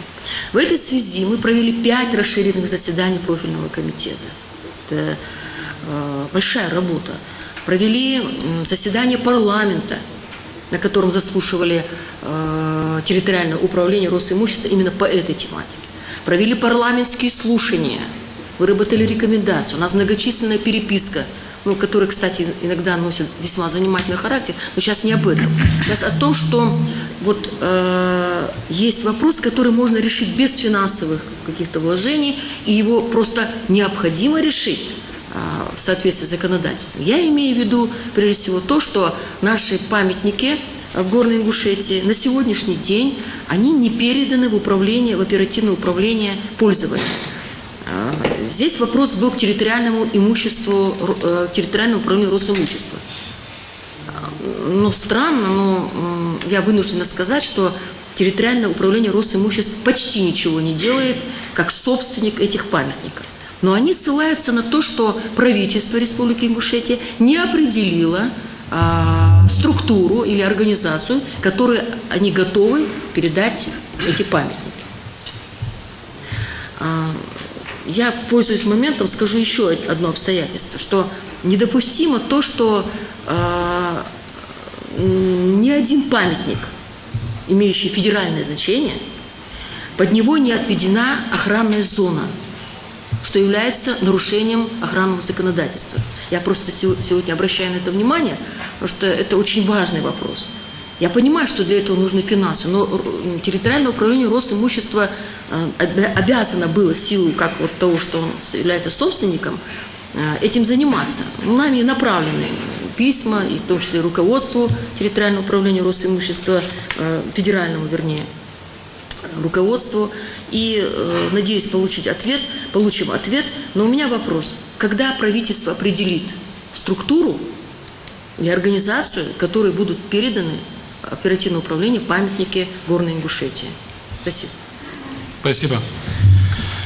Ну, вопрос актуальный. Значит, я уже здесь говорил, что мы провели масштабную работу по выявлению и постановке на государственную охрану. Если вы обратили внимание, я сказал, в 2015 году всего лишь 8 объектов культурного наследия были поставлены на учет, а на 1 января текущего года на государственной охране, еще раз подчеркиваю, стоит около 2000 объектов культурного наследия. 7 октября 2016 года вышло поручение главы республики, где говорится рекомендовать территориальному управлению Росимущества совместно с АУПИК, как вам известно, вы знаете, да, Агентство управления и использования памятников истории и культуры, рассмотреть возможность передачи объектов культурного наследия, в том числе и Назрановская крепость, которую сейчас, вы знаете, да, на случай, и другие объекты федеральной собственности с последующим закреплением за указанное агентство на праве оперативного управления. Была очень серьезная переписка. Я знаю, что на протяжении 4 месяцев в Народном собрании об этом тоже говорили. Однако, по моей справке, в Народном собрании, значит, поддержало Росимущество, которое отказывается передавать это АУПИКу, как мне известно. Я понимаю, что вы мотивировали целями, чтобы это было собственностью субъектов, но речь идет о том, что их порядка свыше 2000 объектов, и республика не потянет, значит, содержание этих объектов. И поэтому было продиктовано, значит, решение главы Республики Ингушетия о передаче их в АУПИК через Росимущество. Вот, у меня есть эта справка. Мы переписку продолжаем. Нам, конечно, отказывают, но еще раз повторно мы направили еще одно письмо. Вот у меня есть переписка с господином Пристанковым, который, в принципе, сейчас просит нас, как бы, здесь ссылается на то, что у них нет такой возможности. Значит, он просит, наоборот, оставить его у субъекта. Идет эта переписка, но вы должны понимать, что у нас нет таких возможностей финансовых, чтобы содержать такое количество объектов. Я понимаю, что, еще раз говорю, вы, наверное, исходили из того, что там, из патриотических там побуждений, но не согласен с позицией депутатов Народного собрания о том, что не передавать это АУПИКу. Вот здесь есть эта справка, Марина Султановна, я сейчас поясню. Здесь очень много споров было, значит, стоит ли нам консервировать их. Мы проводили очень масштабное совещание с привлечением всех экспертов, всех заинтересованных ведомств, всех лиц, которые занимались археологами, известными учеными. Это было крупное совещание, я не знаю, не помню, присутствовали ли представители Народного собрания, но я не думаю, что там не было никого в таком крупном мероприятии. Там говорилось очень много. Ставились вопросы, стоит ли нам вообще сейчас, в 21 веке, вмешиваться, чтобы человеческая рука вмешивалась и, значит, какие-то там изменения производили на башнях. Стоит ли нам вообще консервировать их вообще? Одни говорили, что в Италии есть Колизей, у итальянцев большие деньги, но одни остались в первозданности Колизея. Другие ссылались на представителей Германии, экспертов, которые говорили, что Республика Ингушетия вмешалась в первозданность этих объектов, и сейчас они не могут попасть у нас в ЮНЕСКО. Вот эти споры мы обсуждали и пришли к выводу, что все-таки нам стоит их передать вот этому агентству, что является и вот это, подчеркивает, это поручение главы. Мы продолжаем эту работу, идет переписка. Однако, я так понял, в Народном собрании поддержку получил Росимущество, которое было ярым противником передачи этого УПИКу. Пожалуйста. Да, пожалуйста, Мария Султановна. Да, спасибо. Все меня устраивает в вашем ответе, но позвольте мне не согласиться с тем, что Народному собранию приписывают позицию. Во-первых, не входит в компетенцию Народного собрания определять структуры. Это исключительно прерогатива исполнительной власти. Речь идет, я этот мотив уловила в переписке, когда я сказала о занимательном характере этой переписки, я имела в виду прежде всего это. Я говорила, что сегодня это не предмет сегодняшнего разговора. Это можно в рабочем порядке все вопросы выяснить. Но вместе с тем я настаиваю все-таки на том, что решить вопрос о том, что нельзя оставлять наши памятники в таком бесхозном, более года, бесхозном состоянии. Я имею в виду в том, что только доверяться территориальному управлению. Наши симпатии территориальному управлению такие же, как и к любой структуре власти, но никаких, так сказать, вот выводов в наших рекомендациях относительно того, что надо им передать, чтобы этот вопрос поддержать их, у нас не было и быть не может в принципе. Я еще раз настаиваю на том, что нужно сегодня решить вопрос об определении структуры, неважно, АУПИК это будет, или это будет Жиравско-Асинский музей-заповедник, либо это будет еще какая-то структура. Это пусть решает исполнительная власть в лице правительства. Мы говорим, что нельзя оставлять памятники в бесхозном состоянии более года. Их нужно передать оперативному управлению, потому что это вопрос, как говорится, сохранности памятника напрямую. Спасибо. Мария Султановна, вот возвращая вам шайбу, зачитаю доклад правительства. Депутаты Народного собрания Ингушетии активно поддержали позицию о передаче объектов культурного наследия из федеральной собственности в собственность республики с категорическим отказом закрепления объектов культурного наследия за агентством.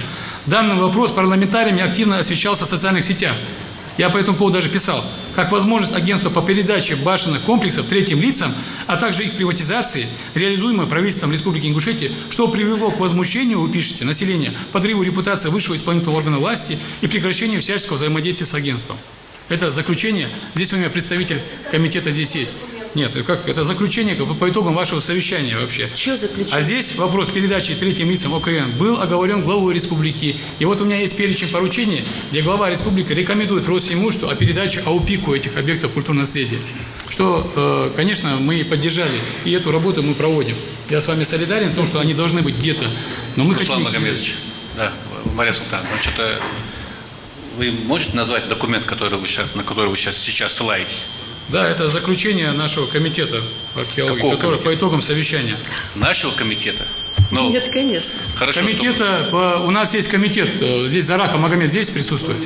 Значит, Руслан Магомедович, я прошу прощения, нам депутатам Народного собрания, конечно, волнуют вопросы Колизея, но нас больше волнуют вопросы состояния наших ингушских башен. Значит, вопрос в Народном собрании никогда не поднимался о передаче той или иной организации. Вопрос стоит в том, что мы заслушали руководителя территориального управления Росимущества, мы сказали, что эти объекты находятся в собственности Российской Федерации. Тогда обращайтесь в свое руководство, что вы предпринимаете как орган, федеральный орган. Сегодня присутствует здесь и главный федеральный инспектор, который отвечает за состояние этих башенных комплексов, на что руководитель управления заявляет, что АУПИК, у нас не хотят эти башни брать, мы не знаем, мы не в состоянии за ними следить. Но фактически эти башни сегодня находятся в бесхозном состоянии. Вот в чем вопрос.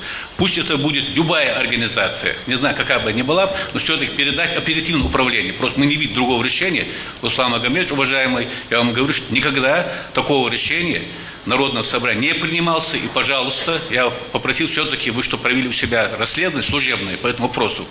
Откуда комитет сделал такое заключение? Пожалуйста, Жасрат Ибрагимовна, вам слово. Ну, в продолжении темы. Я прошу прощения, что, ну, во-первых, вы почаще приглашайте председателя правительства, не ждите годового отчета. Приглашайте, вот так как-то там раз в квартал побеседуйте и много узнаете. Это раз. Второе, ну и поправляю, потому что председатель правительства, ну, то, что там Зарахов или кто-то написал, это одно. Для этого есть аппарат правительства, который делает запрос по этому вопросу, и аппарат парламента направляет бумагу. Тогда это понятно, что есть какие-то там ссылки на какие-то источники. Третье, Министерство культуры. Здесь крайне важно, чтобы вы учитывали эти вещи.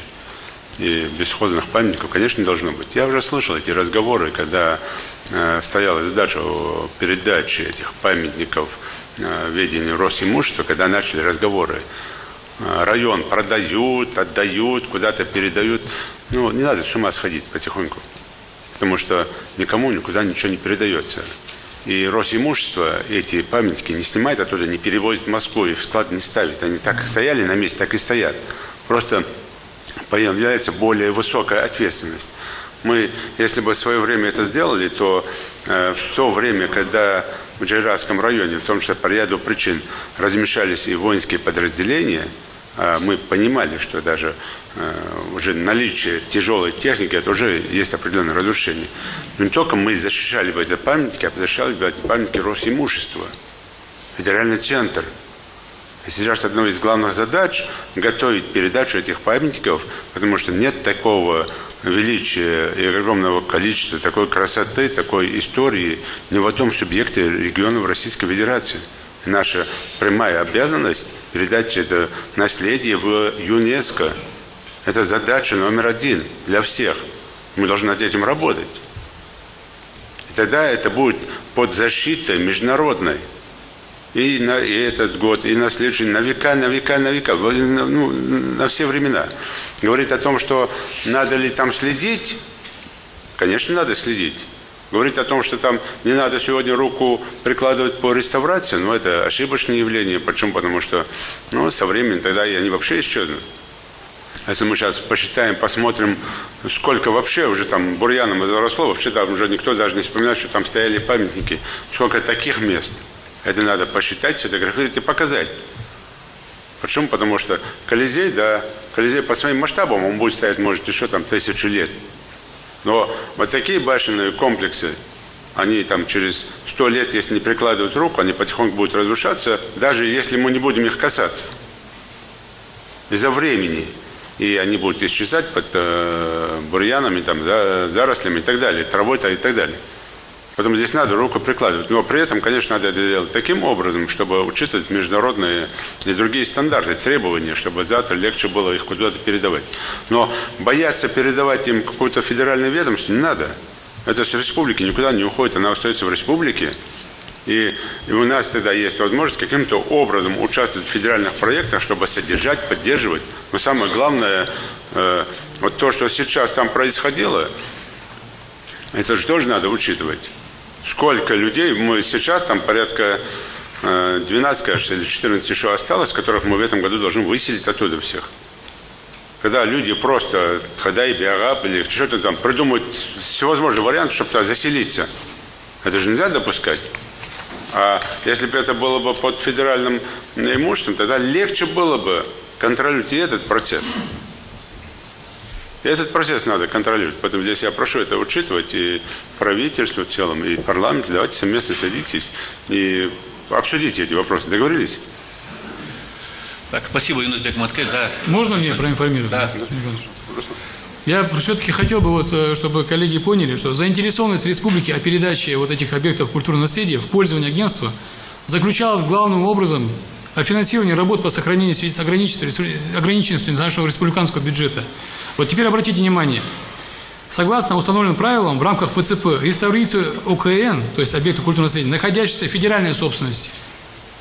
То есть, если даже они находились в собственности Республики Ингушетия, более того, у нас нет денег содержать их, охранять их, и более того, в программу мы войти уже не можем.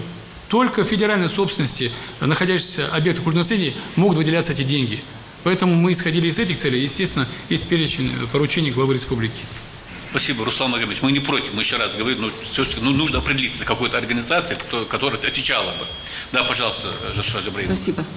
Я своим вопросом, наверное, спущу нас с гор на равнину. Одной из важнейших историко-культурных достопримечательностей республики является, как мы ее называем, крепостная стена или Назрановская крепостная стена. И то, что может привлечь, это то, что может привлечь внимание, заинтересовать туристов на равнинной части Ингушетии. Поэтому вполне понятна озабоченность общественности, ее сохранностью. Знаем также, что и глава республики неоднократно обращал внимание соответствующих ведомств на этот историко-архитектурный объект, на проблему его сохранения и даже реставрации. Еще в 2016 году, на одном из заседаний вице-премьер республики Мадина Гойгова докладывала о планах реставрации крепостной стены и создания на ее базе музея. Музей не создан, а стена рушится. Хотелось бы знать, каково состояние этого объекта на сегодняшний день, когда и в какие сроки предполагается сделать по данному объекту. Но, если можно, сразу второй вопрос или потом. Да. Ну вот тогда второй вопрос по ходу. К нам в парламент, к депутату, поступила жалоба от группы ветеранов, которые жалуются на то, что им ежемесячно приходится обращаться в соцзащиту, в комитет, или как называется, ведомство, за проездными билетами в общественном транспорте.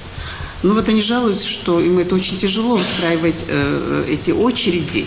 Нельзя ли сделать так, чтобы это можно было сделать один раз в год? Тем более люди в таком преклонном возрасте, наверное, не так часто ездят в этом общественном транспорте. Если это возможно, вот этот вопрос решить, вот просьба такая. Да, спасибо. Спасибо. Спасибо. Ну, как мы знаем, 12 апреля текущего года случилось обрушение участка вот этой Назрановской крепости. И в этом поручении главы республики здесь так и пишется: рассмотреть возможность передачи объектов культурного наследия Назрановская крепость 1810-1817 годов и далее другие объекты культурного наследия. Эта работа ведется, еще раз повторяюсь, у нас есть переписка. Да, ну что сейчас там делается, значит, там осуществляет полномочия пользователя земельного участка, как мне известно, Назрановская городская больница. Здесь министр здравоохранения, он об этом подтвердит. Значит, в соответствии с законодательством Российской Федерации в области охраны объектов культурного наследия, лицо, которому земельный участок, в границе которого располагается объект археологического наследия, принадлежит на праве собственности, то оно обязано осуществлять расходы на содержание объекта культурного наследия. В связи с чем мы провели совещание, теперь, значит, дано поручение Минфину изыскать возможность хотя бы каким-то образом восстановить эту нашу крепость или там какие-то провести работы. Вот. Ну а далее, еще раз мы в рамках тех объектов культурного наследия мы их хотим передать АУПИКу вообще. То, что касается по проезду ветеранов, я прошу извинить меня, ветеранов каких вы имели? Или пожилых людей вы имеете? Готников. Пожилых людей? Да, да. Ну, как вам известно, вот в этом году были приняты ряд федеральных законов, которые нас обязывают, значит, программа ЕГИСО, значит, и там очень много изменений, вот, и были пересмотрены те ранее сложившиеся порядки, значит, на новые порядки теперь уже по передаче этих проездных билетов и фиксированию их там в каком-то ведомстве. Я сейчас могу здесь, если вы позволите, так сказать, звонок другу. Здесь у нас есть министр труда, он нам пояснит. Если есть необходимость, я вам могу дополнительно письменно написать об этом. Да, есть эти проблемы, да, на самом деле, но с введением этого ЕГИСО, они, конечно, вот эти сложности у нас появились вообще. Да, Руслан Магомедович, что лучше потом ответить, хорошо? Да, хорошо. Да, пожалуйста, Богатырев Дахам Мусаевич. Депутат Богатырев. Сегодня на нашем заседании присутствует вся исполнительная власть Республики Ингушетии. Поэтому у меня актуальный вопрос главе республики. Уважаемый Мунусбек Маматгиреевич, как известно, парламентом республики неоднократно поднимались и поднимаются актуальные вопросы, волнующие жителей республики, наших с вами избирателей. Как, на ваш взгляд, должна реагировать исполнительная власть на критику от парламента, которую некоторые ее представители воспринимают как личную обиду? Нам что, не стоит поднимать волнующие население вопросы или все же продолжать работать? Спасибо. Ну, думаю, не стоит вам поднимать вопросы и волновать правительство. Что вы беспокоите? Но, знаете, я в своем там заключительном слове об этом тоже скажу. Мы должны научиться работать цивилизованно. вы правильно говорите, не только парламент, но даже с администрацией, когда зам главы администрации, когда мои помощники, советники, исполнительной власти где-то что-то говорят какому-то министру, там такие обиды начинаются. Поэтому надо работать, научиться цивилизованно. И это не переехать там депутата, который там преследует свой там шкурный интерес, а это все-таки определенные требования народа, населения. И здесь, мне кажется, не надо на их обиды обращать внимание, а более настойчиво работать. Это практика, это человеческий фактор, никуда от этого не денешься. Я уверен, что будь вы на их месте, вот сейчас поменять вас местами, то будет такая же картина. Потому что это человеческий фактор, еще повторяю. Как я уже говорил, что тот, кто во власти, кто постоянно находится вот в режиме контакта с людьми, кто решает проблемы или хочет решать проблемы, или не может решать проблемы, он, конечно, находится в таком раздражительном сегменте, когда ему любой вопрос со стороны, он «Кордячин, надоели вы мне, я уже там и так устал», может сорваться. Но это не надо обижаться и обращать на это внимание. Вы жестко требуете то, что вам положено требовать с любой власти исполнительной. А исполнительная власть, конечно, при всех там трудностях, сложностях, отсутствии, в том числе и материальных средств, отсутствии возможности исполнить все наши хотелки, в том числе хотелки наших избирателей, в любом случае должны, конечно, терпимо к этому относиться. Но одно уж точно здесь правила должны быть для всех одинаковые, и для депутатов, и для исполнительной власти, представителей министерств, ведомств. Никаких не должно быть каких-то личных там обид или склоков. Это нормальное общение, рабочее общение. И все должны к этому относиться с пониманием. Спасибо, Юнусбек Маматкевич. У вас регламент мы приняли сам. Есть вопрос у вас, да, еще? Нет, просто очень обидно, когда такую критику воспринимают как оппозицию к вам, понимаете? Я же... Нет, обидно. Слушайте, что значит? Вот не обижайтесь. Настойчиво требуйте. Хорошо, спасибо. Если любой министр будет там, типа, прикрываясь оппозицией, вас ко мне не будет пытаться решать задачи, да не обращайте внимания на это. Хорошо. Что, это раз. Спасибо. Второе, слушайте, мы все в хорошем смысле слова в оппозиции друг к другу. Мы все требуем, у вас свои обязанности и обязательства, у них свои обязанности и обязательства. И не может такого быть. Если вы сегодня слушаете отчет председателя правительства, послушали, могли бы сказать, похлопали, спасибо, все нормально, у нас нет вопросов. Но вы же задаете ему вопросы, видите, он тоже сейчас начинает раздражаться, начинает отвечать, начинает ваш огород камни закидывать, хотя, можно было бы сказать, да, мы поработаем, то есть каким-то образом. Дискуссия. Поэтому я вам и говорю, чтобы этих вопросов было меньше, предлагаю раз в квартал все-таки не ждать годового отчета, раз в квартал, чтобы приходил представитель правительства к вам с министрами. И там эти вопросы без меня просто позадавать друг другу. А в чем проблема? Почему не решается? Почему? Потому что, как бы мы ни хотели, все равно все сводится, многие вопросы, не все, а многие вопросы сводятся все-таки к финансовому сопровождению проектов. И если их нет финансов, то мы можем только говорить. Но тем не менее, и там надо какие-то решения принимать. Спасибо. Спасибо, Юнусбек Маматкевич. Значит, мы в регламент укладываемся, да, пожалуйста, Ислам Гиланович. Уважаемый Руслан Магомедович, мой вопрос будет адресован вам, как председатель правительства Республики Ингушетия. Буквально недавно Минкомсвязи России было признано, что Ингушетия находится в числе худших мер по размещению информации в государственной информационной системе жилищно-коммунального хозяйства, то есть ГИС ЖКХ. Отмечу, что в соответствии с федеральным законом о государственной информационной системе жилищно-коммунального хозяйства органы государственной власти субъектов Российской Федерации, органы местного самоуправления обязаны размещать в ГИС ЖКХ информацию, предусмотренную законом.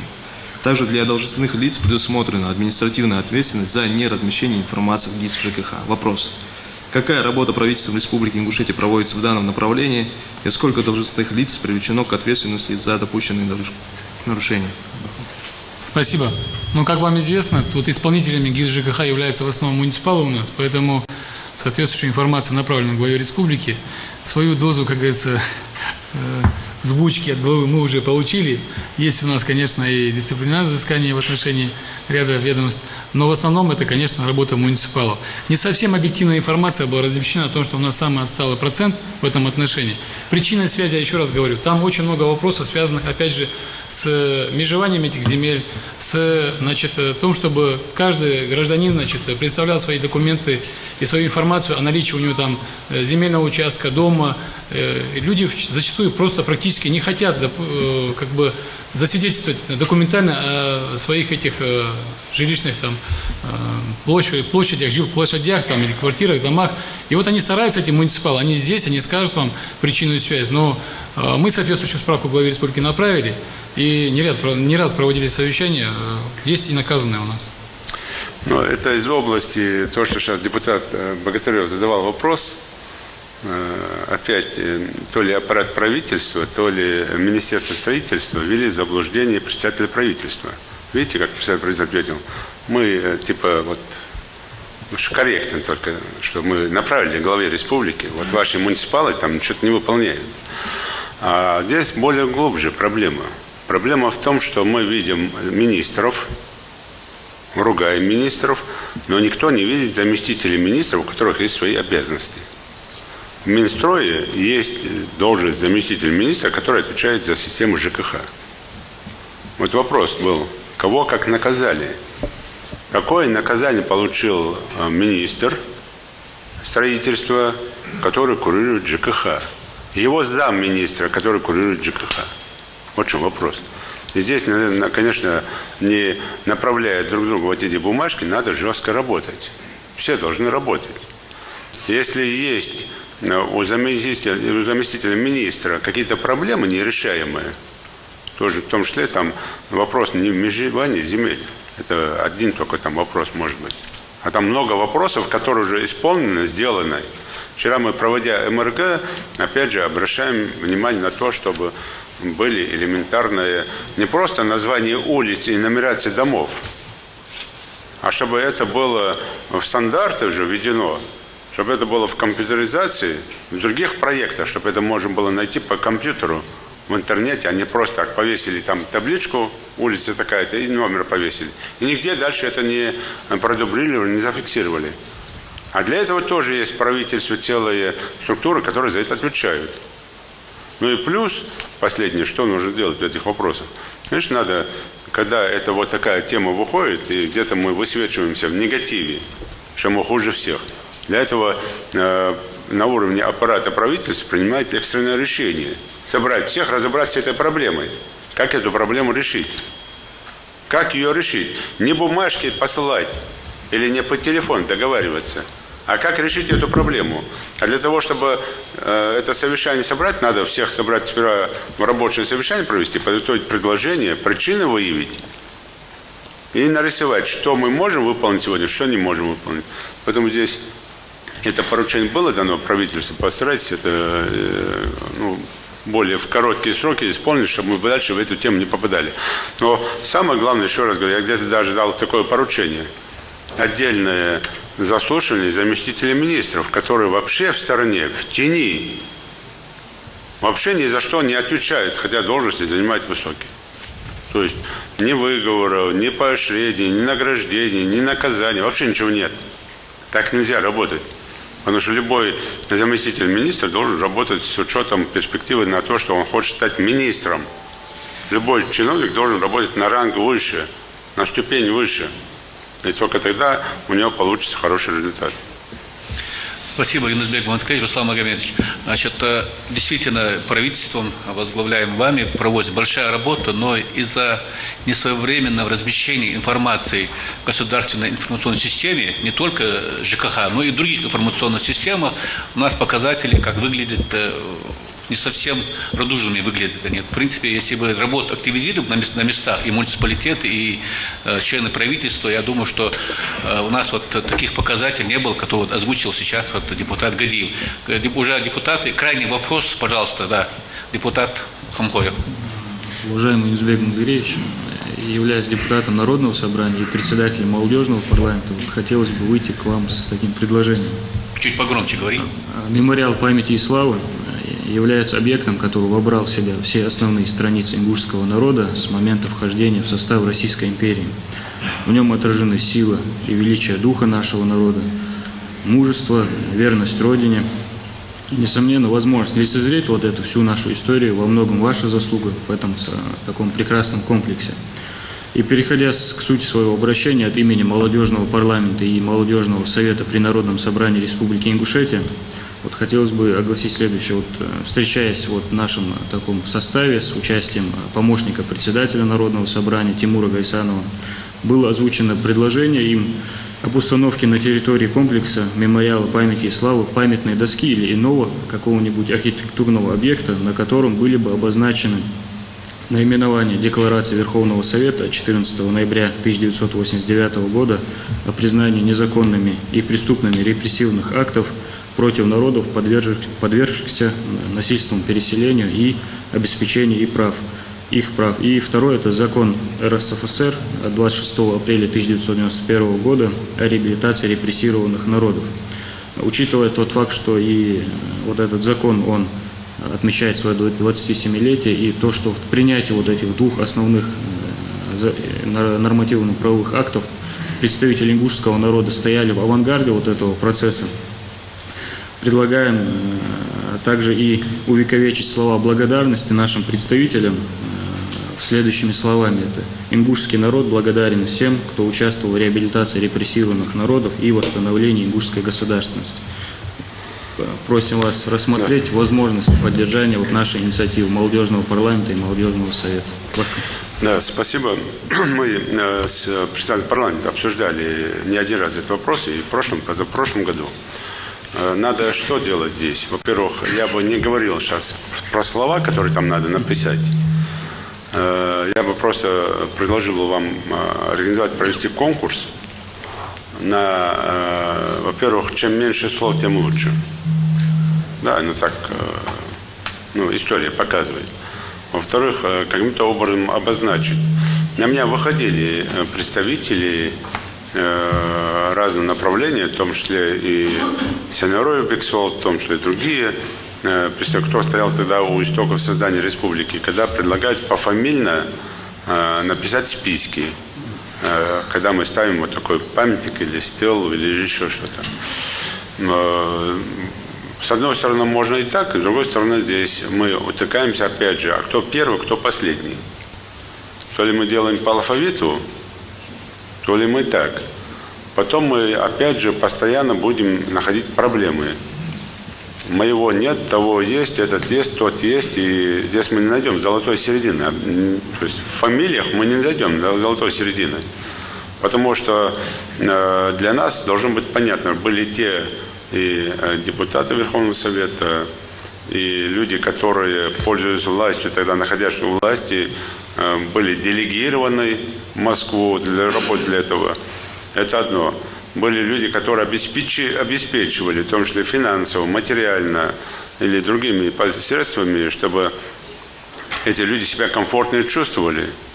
Были те, которые в Москве представляли свое жилье, кормили, одевали, обували и создавали комфортные условия. Были здесь, начиная от простого таксиста, который делал сюда сам, бесплатно ездил в Грозный, обратно или куда-то там перемещался, перевозил документы, что-то делал. Были десятки тысяч, которые там стояли на берегу, митинги проводили под дождем, под холод, снег, неважно как. То есть как это все обозначить там в фамилиях, в списках. То есть мы это, где-то может быть, да, роли места руководителя, тех, кто стоял впереди, это понятно, первый есть первый. Но не меньше здесь роли и того же таксиста, которого безымянного там на сегодняшний день, да, который должен войти в историю также. Поэтому, когда мы пишем пофамильно, тогда мы говорим, что только вот эти, пусть это будет 100, 200, даже 5000 человек. А вот 5000 там первые, которая та же женщина, которая делала чай, приходила туда с ведром и кормила людей. Мы ее не обозначим. А как ее обозначить? Значит, мы ей не благодарны, получается, а благодарны вот этим 5000 там, или 2000, или там 300. И сколько мы их найдем, этих фамилий. То есть здесь я, чтобы не делать раскол в обществе, Когда мы делали Долгоштолбенчан всем погибшим в Великой Отечественной войны поименные списки, там понятно, они есть, вот они все погибшие. И там, может, там 1 или 2 человека где-то мы упустили обратиться, хотя никто не обращался после этого. То есть они все есть погибшие в списках. Когда мы говорим про героев Советского Союза, они есть в списках все. Но там тоже один, кажется, обратился, мы уже видим там представление есть, все есть, 2 не героя Советского Союза, но его упустили. Вот там не могут обратиться 40, 50, 60 человек, что наших там нету. А здесь мы обязательно найдем вот это, конечно, непонимание. В том, что среди тех, кто стоял первым в то время. Поэтому здесь я поддерживаю это все, чтобы увековечить памяти. Но здесь надо, первое, провести конкурс по самой стилистике, в каком виде мы выставляем, раз. 3, 4, 5 вариантов эскизных там проектов. Второе, по самому тексту. У меня тоже есть свое мнение, какой текст должен быть. Но чем короче, тем оно звучнее и понятнее. Чем длиннее, тем это, просто... Поэтому здесь я просил бы просто провести конкурс, дайте предложение, а мы там тогда уже рассмотрим. Я думаю, что желающих, это не будет не за счет бюджетных средств, желающих вложить туда средства, в этот там такой памятник хороший, будет много людей. Давайте. Спасибо, Иннузбек Маматкерович. Слово вам. Да, спасибо большое, дорогие коллеги, уважаемые депутаты, приглашенные. Не дублируя доклад председателя правительства, более чем подробно сказано, отчет не только за годы работы, но и много аспектов и деятельности действующей власти за 10 лет почти работы. Да, понятно, что все эти годы они непростые. Был период, когда было очень сложно, очень трагично, и реально и работа не представляла удовольствия. Почему? Потому что все забирало в себя вот эти переживания, расстройства от терактов, от покушения, убийств, от всего этого. Сегодня другой период. И хвала Всевышнему, что мы сегодня говорим совершенно о других вещах. Да, они бывают неудобны для тех, кто работает во власти, когда критикуют по дорогам, по тем же ДТП, по тем же там школам, трехсменкам и так далее. Но это жизненные вещи, которые были, есть и будут, и до нас, и после нас, где-то больше, где-то меньше, но тем не менее это жизнь. Поэтому, конечно, нас не должно эти вопросы или эта критика огорчать, она должна мотивировать эта критика на то, чтобы работать. Как сейчас депутат Богатырев задавал вопрос, на все вопросы должны быть готовы ответы.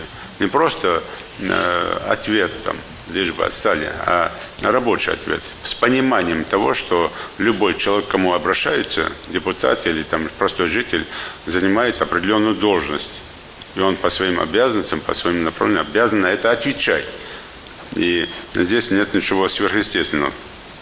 Прошлый год, как и предыдущие годы, были непростыми и для нас, для республики, и для страны в целом. Это и время напряженного труда, реально напряженного труда, и, естественно, надо понимать, что и дальше будет так же. Не все, что мы задумали, удалось осуществить. Это тоже человеческий фактор в том числе. Но, тем не менее, опять же говорю, многие вещи, которые мы даже и не думали делать, нам удалось сделать. То есть все равно есть определенная компенсация того, что мы не доделали то, что задумывали. Перемены к лучшему, они видны и слепому, и не слепому, всем видны. Не надо особо огорчаться, в том числе кабинету правительства, о том, что вот там критикуют. Это нормально, я еще раз подчеркиваю. Это, если бы не было критики, было бы совершенно там, и непонятно, куда мы идем. Критика – это все-таки направление и все-таки как домашнее задание к исправлению своих ошибок. В этом ничего нет удивительного. Мы в республике сделали буквально, я не скажу за 10 лет, а скажу за 6 лет. Мы сделали столько, что не было сделано ни за время советской власти 70 лет, ни за время потом современной России или современной Ингушетии. Не надо этого стесняться. Это нормально. Если кто-то будет рассказывать, что только сейчас федеральный центр начал помогать республике, сказки, это вранье. Каждый период при каждом руководителе выделялись не меньше средств, не меньше было преференций, не меньше было возможностей. Если брать там особую экономическую зону того периода, поверьте, ни один субъект не мог этого добиться, в том числе такие монстры, как Москва, Татарстан, там, или Хабаровский край, там, или Екатеринбург. Мы добились этого. Но при каждом периоде власть старалась делать все, что может, для того, чтобы республика возродилась, стала полноценной республикой. И мы с вами наглядные свидетели того, что мы уже сделали за эти буквально 6 лет. Почему? Потому что 4 года я не беру в плане того, что эти 4 года были связаны больше с борьбой с терроризмом, с экстремизмом. Здесь этим надо гордиться, это надо говорить. Почему? Потому что это реальный сектор и экономики, и социалки, и так далее. Вот здесь я просил бы не стесняться об этом говорить, а уверен об этом говорить. Это наши с вами достижения сегодняшние. Если, как сейчас только что говорилось, там где-то и в статистике или в каких-то других проектах, программах мы не выкладываем то, что мы сделали, мы будем получать, что мы там где-то на каких-то там, хотя результаты, они колоссальные. Я подчеркиваю еще раз, ни один регион дотационный не может такими результатами похвастаться сегодня. И не только дотационные. Поэтому это тоже надо понимать. Да, у нас огромное количество проблем социальных. И мы совершенно не в равных стартовых условиях с другим регионом, в том числе северокавказскими. Но помощь федерального центра, она показала. Одно дело, когда федеральный центр помогает, а другое дело, как мы правильно распределяем эту помощь. При ежедневном контроле, независимо от выходных, праздничных дней, все равно мы видим проблемы в освоении средств. Вот. Тем не менее, я вам еще раз говорю, у нас есть примеры, как мы их осваиваем, как до нас осваивали. Давайте этим каким-то образом. И в этом тоже нет удивительного ничего. Почему? Потому что и первый период, там, и второй период там, руководства республикой не было у нас кадров. Люди начинали с нуля. Не было рабочих, я имею в виду, для аппарата и правительства, и администрации, как сегодняшних условий работы не было. В этом нет удивительного ничего, что где-то не получалось.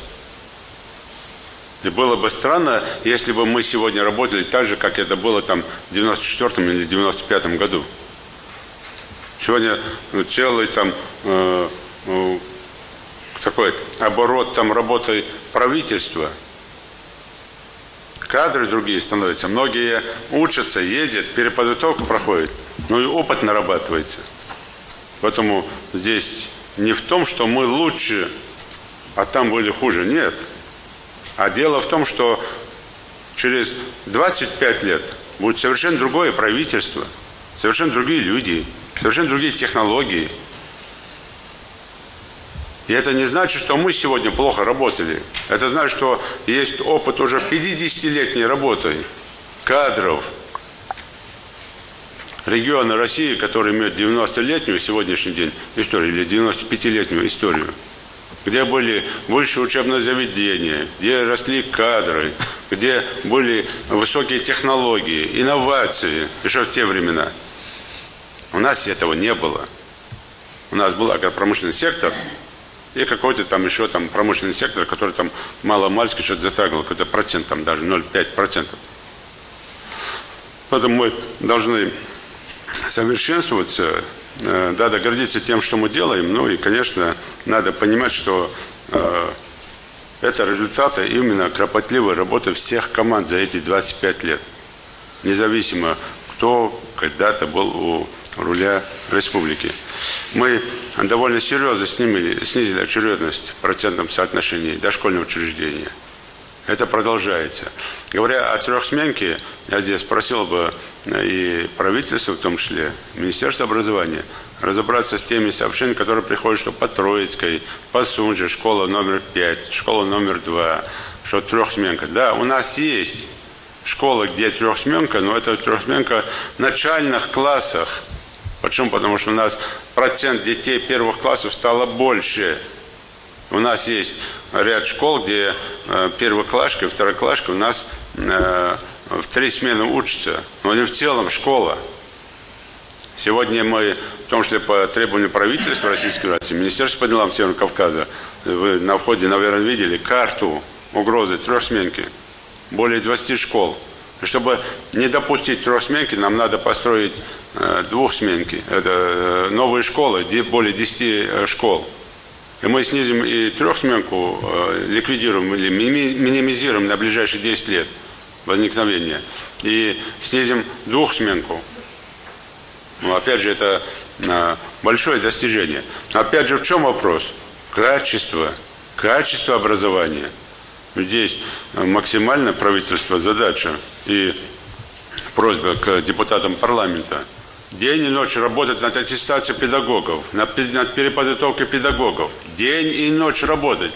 Потому что и в садиках, и в школах, поверьте, если мы сейчас грамотно подойдем к системе образования, у нас через 10, 15, 20 лет будет совершенно другое население. Мы сегодня говорили про много строек там, да, мы на первом месте, но благодаря тому, что мы освоили ряд программ федеральных, мы строим многоквартирное жилье. Но культуры проживания в квартирах у нас нет. И это тоже в систему образования надо вкладывать. Детей с детского садика надо учить. Мы говорили про ДТП. Но культуры вождения у нас нет. Это детей с детского сада надо вкладывать в детях это все. Почему? Потому что само по себе ничего не происходит. Все происходит на системе вот этого культуры поведения во всех сферах. Если дома сидит отец, мать и все рассказывает про коррупцию, все говорят, что только за счет денег все можно сделать, а когда у них спрашиваешь конкретно свой пример, у него нет примера. Но про это слышат дети, которые растут рядом. И они этим живут. И это тоже культура поведения. А все это может делаться только с школы, с детского садика. Поэтому одно дело, когда мы строим, а другое дело, когда мы правильно применяем эти проекты, правильно используем эти объекты. На это обратил бы очень серьезное внимание. То, что мы делаем огромную работу, понятное дело, а кто эту работу делает? Исполнительная власть, правительство. Вы это все делаете с минусами, с плюсами, с недостатками. Вы все делаете. Сейчас только что председатель правительства сказал там, что вот там городская больница, Минздрав там за крепость. Конечно, нет, нельзя так, Руслан Магомедович. Это должно ответить Министерство культуры. Это объект культуры, Министерство культуры. Сейчас, если вы сказали, теперь министр культуры с радостью воспряло. Теперь вот там министр здравоохранения будет там своими там скальпелями чинить крепость. Нет, конечно. Я здесь исправляю эту ситуацию. Нельзя так делать. Да, следить за содержанием, общий там контроль, так как объект там находится. Да, я понимаю, что изначально было преступным принято решение еще там в каком-то там 6-м году о строительстве там, на территории этой крепостной больницы. Конечно, это было преступление. Ну, как-то прошло это. Но сегодня ничего не исправишь, больницу не снесем. Но уж точно Министерству культуры надо здесь очень серьезно поработать в федеральном центре. Я уже об этом ставил задачу. На это обратить надо внимание. Но мы про успехи председатель правительства доложил. Про недостатки я тоже здесь не собираюсь говорить. Я просто скажу вам, что мы должны с вами делать на ближайшие годы. Ближайшие годы. Задача номер 1. Такое явление, как коррупция. Уважаемые коллеги, я все правильно понимаю. Родственники, друзья, товарищи, а буквально на днях, не буду называть фамилии, по ряду помощников некоторых руководителей прошелся, посмотрел, кто это такие. Совершенно не имеющие образования к этой профессии, к должности. Просто по родственным признакам взять на работу. Зачем вы это делаете? Хотя есть образованные молодые ребята, которые могут пользу принести, которые могут вырасти. А какие кадры мы выращиваем? Это одно. И второе, использование, опять же, не в правильном понимании должности помощника. Для многих чиновников помощник, штатная должность, если есть, это там принеси, унеси, папку поднеси, воду принеси, туда съезди, там забери, там убери. Неправильно, поэтому у нас и руководитель аппарата правительства касается здесь. Когда вам доклады готовят, это помощник, он должен глубоко в теме быть, цифрами апеллировать. Он готовый специалист, и вы его должны готовить. А вы что делаете? Поэтому здесь аппарату правительства в ближайшее время надо провести аттестацию всех помощников, вице-премьеров, министров, руководителей. Второе, уже мы сейчас говорили на примере Министерства строительства. Каждый заместитель министра должен отвечать за свой фронт, за свой сектор работы. Мы иногда наказываем министров, а заместители, которые за это отвечают, в стороне. Здесь отдельно вывести дисциплинарную практику по заместителям министров.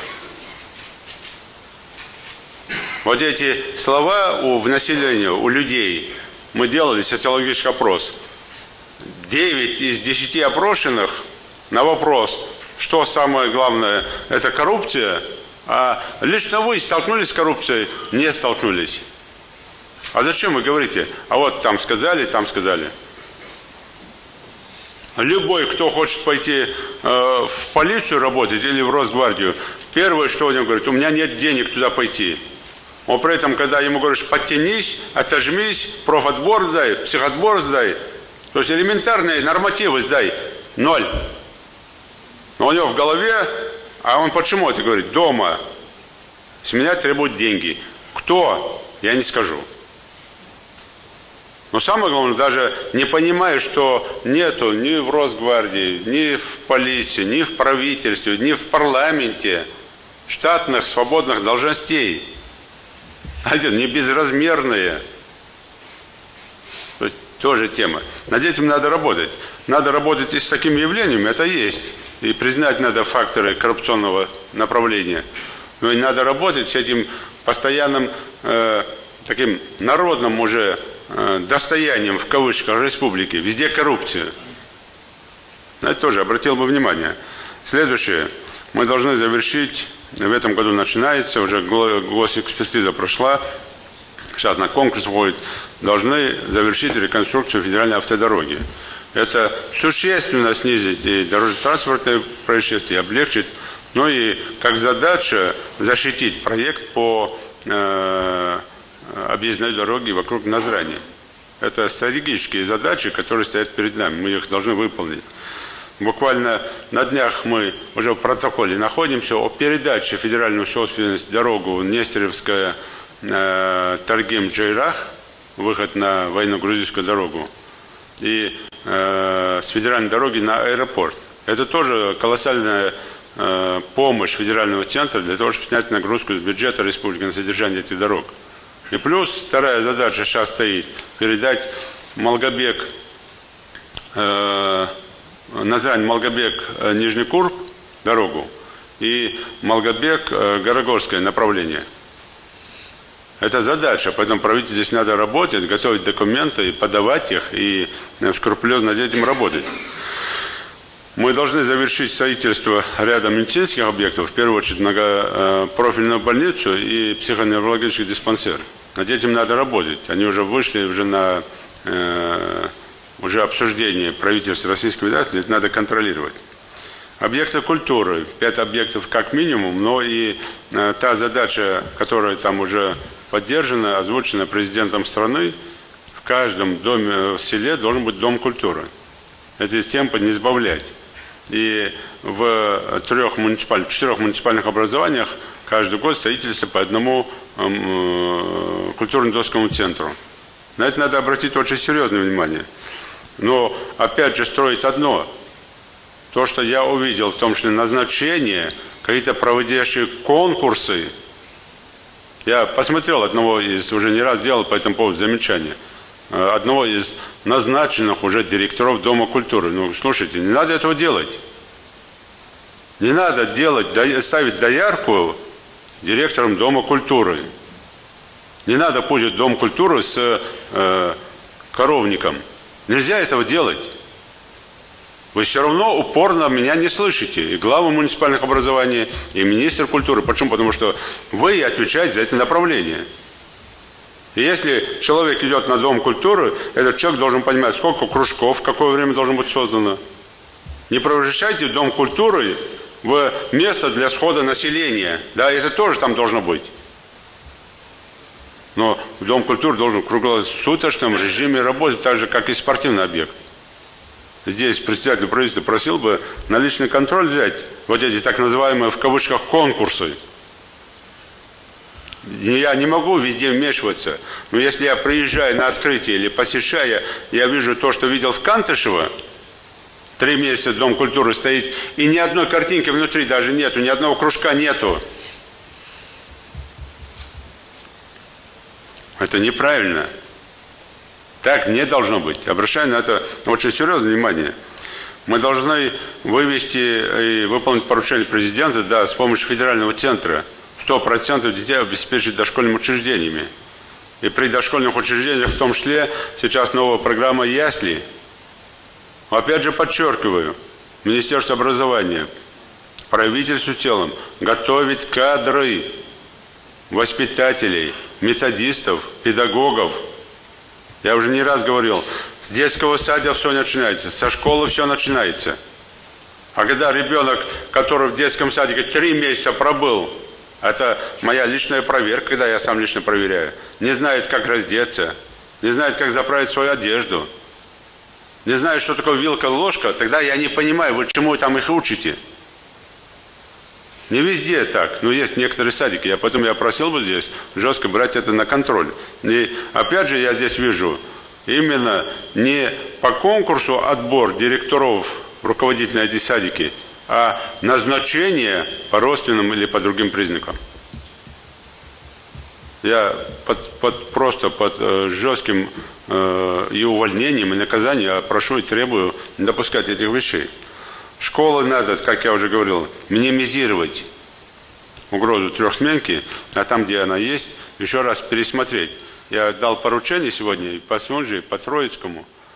У нас есть в селе школа переполненная, а недалеко есть другая школа полупустая. Потому что родители хотят только в эту школу детей водить. Вы должны радиус очертить и требовать, даже при всем недовольстве этих родителей. Не надо идти на поводу у родителей, которые хотят только сюда. Мало ли что им удобно. Если нет возможности туда, тогда в другую школу. На это тоже обратить надо внимание. По рабочим местам. Мы часто об этом говорим. Здесь задача Министерства труда, до сих пор вы ее не выполняете. Мы не можем, любой человек не может выйти. То, что у вас там вакансии, там 139 хромых должностей, это неправильно. Элементарные опросы, которые сегодня есть, где люди, там даже те объекты, которые мы открываем, вы их нигде не учитываете. Вы это не ведете, табличку. Ну, конечно, как бы мы ни говорили, да, есть те, которые дипломы в кармане имеют, типа высшее образование. Но они как специалисты никому не нужны. Почему? Потому что там нет высшего образования. А есть те, где реально есть высшее образование. Как я сейчас приводил примеры элементарно, когда берут себе помощника, необразованного, только для того, чтобы он на побегушках был. А при этом те, кто образованные, тоже имеющие диплом, но образованные, они в стороне. Мы должны создавать высокотехнологичные рабочие места. И здесь для этого правительству надо продумать различные секторы экономики. Что нужно втягивать, что затягивать, как делать так, чтобы были не только рабочие места, чтобы мы не ссылались молодежи, идите на стройку, идите в колхоз, идите куда-то. Это тоже обращал бы, да, внимание. Обязательно обратите на это внимание. И по рабочим местам надо очень серьезно поработать. Мы должны завершить проект по строительству стадиона республиканского. Я уже говорил, по передаче объектов в ЮНЕСКО там, или в том числе некоторых проектов в Росимущество, федеральный центр. Не надо этого бояться. Вот я вам только что говорил по передаче федеральной автомобильной дороги. Оно никуда с республики не уходит. Это наше все. У нас возможность есть и содержать. И у нас возможность есть, чтобы нас контролировали, чтобы мы не разбазарили. Первые враги этих всех проектов не какие-то космические темности, это мы сами. Мы сами, жители республики, враги всех своих этих проблем. Потому что нам до лампочки что-то государственное, что-то нужно для народа. Сейчас дай волю, те, кто больше всех кричит, это наше наследие, снесут эти башни, там построят себе дома и коттеджи. Мы же это понимаем. И вот передача, это мы себя ограждаем от этих преступных помыслов. А то, что было, мы уже видели. Сколько мы с этих башенных комплексов выгоняли людей. И у каждого своя история. У каждого, если его послушать, то он только там может жить. И там он хочет умереть. Аз васкети, аздат ухазмар, легбуациш. Как так? И вот начинаешь думать, или за его васкетом идти, или закон соблюсти. Что мне важнее? На это тоже надо обратить очень серьезное внимание. По воде мы сейчас делаем уже второй проект, мы в прошлом году там реализовывали. Но здесь я вижу все-таки слабую работу и муниципалитетов, и в целом правительства, Руслан Магомедович, надо обратить на это очень серьезное внимание. Ну и просил бы депутатский корпус, там, где вы избираетесь, взять на контроль этот проект. Нам хорошую помощь оказывают различные госкомпании. И мне хотелось бы, чтобы мы все-таки проблему с водой решили. Но, тем не менее, здесь надо правительству еще раз выйти. Здесь спросил бы в том числе и Билана Багаудиновича включиться как депутата. Именно какие программы именно по воде. И использовать механизмы госпрограмм различных. Благоустройство дворов. Это не просто программа. До 2022 года, если мы правильно подойдем к благоустройству дворов, уважаемые депутаты, и поверьте, мы совершенно изменим облик и населенных пунктов, и городов наших. Обращаю на это очень серьезное внимание. Тем более в этом году, благодаря предложению партии «Единая Россия», в целом на выборах президента, было еще одно голосование, именно по дворам. И каждый муниципалитет выставлял 3 варианта, и люди голосовали за какой вариант. И сегодня не надо ждать следующих выборов, просто в каждом селе на сходе определять, там вывешивать, объявлять конкурс и говорить, что лучше. И 3 варианта людям предлагайте. 1, 2, 3. Что важнее, что лучше. И давайте мы очень серьезно, вот эту программу надо вообще проработать. И здесь просил бы и председателя парламента, как руководящего по линии партии «Единая Россия», в целом депутатский корпус, давайте совместно с молодежным парламентом, правительством сделаем вот эту программу до 2022 года по благоустройству дворов. Поможем муниципалитетам и до конца августа защитим эту программу. А там тогда легче будет там, и за контролем расходованных средств. И одним из таких самых важных вопросов, когда мы свою работу делаем грамотно, с учетом мнения людей, тогда мы и получаем главный подарок своей жизни. Это доверие людей к власти, к депутатскому корпусу, к исполнительной, к любой власти. Поэтому здесь я просил бы все-таки максимально быть ближе к людям. Максимально изучить их проблемы. Максимально постараться даже сложные, иногда, казалось бы, там раздражающие вопросы отвечать.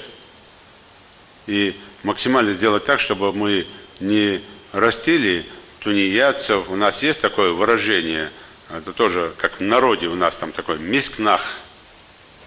Поверьте, дал хакалдан, кильгиш кугаждан, авах могуш, хагат могуш, ламас кардах могуш, ламас ди могуш, болсаг миск вац. Змис халишол жвац, дал шинден беркета, дуакал датсу, хам батсу. И когда такие люди ищут тысячи причин, чтобы себя обозначить мисцак, войти в эту когорту мискнаха, мы не должны допускать этого. Но есть те, которые нуждаются в реальной помощи. Одинокие женщины, которые воспитывают детей по ряду причин. Да, можно, кто-то из чиновников говорит здесь, отдайте детей родителям, хай дай больше чего, мяри его, начинаются вот эти разговоры. Это нельзя делать так. Надо таким женщинам помогать. Почему? Потому что это обязанность государства. Да, есть какая-то помощь определенная, но тем не менее давайте здесь обратим на них внимание. Есть те, которые инвалиды дома, которые по ряду причин, да, получают они инвалидность, какую-то пенсию получают. Но они ущемлены во многих делах, им надо помочь. Есть те, которые, да, здоровый парень, жена, дети, но он не может, потому что и зарплаты нет, работы нет, к примеру. И то, что он зарабатывает, не хватает на то, чтобы строить дом. Мне на днях докладывал руководитель фонда «Солидарность». Более 26 домов построены в прошлом году. Вот там надо помогать власти, а для этого надо подключать правительству и крупные строительные компании. Давать им нагрузку, чтобы они помогали делать шидо.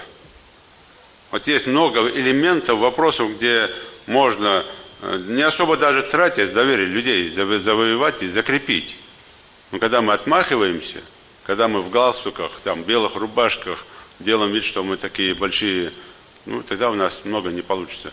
Даже самый элементарный вопрос, я уже ставил задачу проверить рынки, и почему мы отдали людей, люди, которые работают, зарабатывают на откуп директорам или хозяевам рынка, которые с каждым разом все больше и больше аренды повышают. Где защита этих людей? Где мы все тогда? Поэтому на это обратил бы внимание. Еще раз хочу сказать спасибо в целом парламенту за то взаимодействие, которое есть с исполнительной властью. Сказать спасибо правительственному блоку за ту работу, которую мы делаем вместе. И дала Эндели будем и дальше делать. Дала борца, Бог тебя беркнул. Спасибо. Баркал.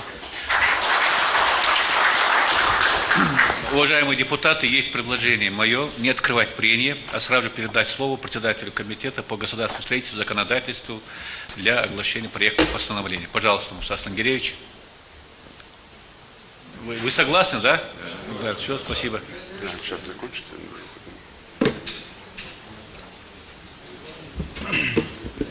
Уважаемые коллеги, в соответствии с Конституцией Республики Ингушетия мы заслушали ежегодный отчет главы Республики Ингушетия о результатах деятельности правительства Республики Ингушетия за 2017 год. Как уже ранее говорилось председателем Народного собрания, у нас есть возможность по результатам заслушивания направить предложение главе, и если у каждого депутата есть такие предложения, просил бы вас направить их в наш комитет, чтобы мы смогли осуществить свод и направить их главе Республики Ингушетия. Также нам необходимо принять постановление по результатам заслушивания ежегодного отчета главы. Позвольте мне ознакомить вас с редакцией настоящего проекта постановления.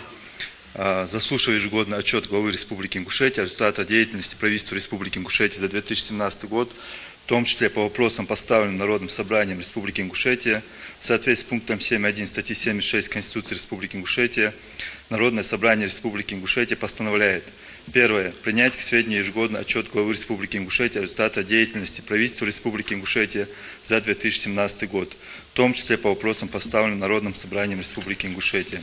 Второе. Направить настоящее постановление главе Республики Ингушетия. Третье. Настоящее постановление вступает в силу со дня его принятия. Председатель Народного собрания Республики Ингушетия Зелимхан Султанхамидович Евлоев. Если других предложений и замечаний по данной редакции проекта постановления нет, прошу принять его в предложенной редакции. Есть у вас вопросы по проекту постановления? Нет, тогда ставлю на голосование, уважаемый депутат, кто за то, чтобы принять предложенный проект постановления, прошу голосовать. Кто за? Против? Воздержался? Нет. Спасибо. Уважаемые депутаты, людям, конечно, свойственно замечать больше то, что мы должны для них делать, а не то, что сделано. Это естественно. Я хотел бы поблагодарить Руслана Магомедовича Гагиева за ответы на те вопросы, которые мы ранее направляли в правительство, поблагодарить членов правительства, министров, всех, кто работает на благо жителей республики. Уважаемый Юнусбек Маматкелевич, наверное, и вы здесь присутствуете, здесь все, мы сейчас замечаем, ну, мы уже не говорим о террористических актах, об убийстве людей, если только в результате ДТП, да, это все произошло в вашу бытность главой республики, Нурзбек Маматкеевич, и это благодаря вам. И, конечно же, это есть поддержка населения и доверие вам. И за это отдельная благодарность и спасибо вам как главе субъекта от депутатского корпуса. Спасибо вам. Мы уверены, что мы все движемся в правильном направлении, и все те поставленные задачи вами перед депутатским корпусом, они будут, конечно же, выполнены. И, Руслан Магомедович, у нас есть понимание, что мы все здесь представляем сегодня власть, но при этом, конечно же, есть разделение, чтобы колесо нашей истории, оно крутилось и не билось, чтобы это было, чтобы была балансировка. Вот для этого существуют разные ветви власти. Уважаемые депутаты, значит, время, отведенное для отчета правительства, завершилось. Значит, следующий регламент: заместитель председателя парламента Карту Якуб Исаевич продолжит заседание, приглашенные, свободные. Давайте поблагодарим сегодня главу субъекта Нурзбека Маматкеевича и правительство за их участие в нашем заседании.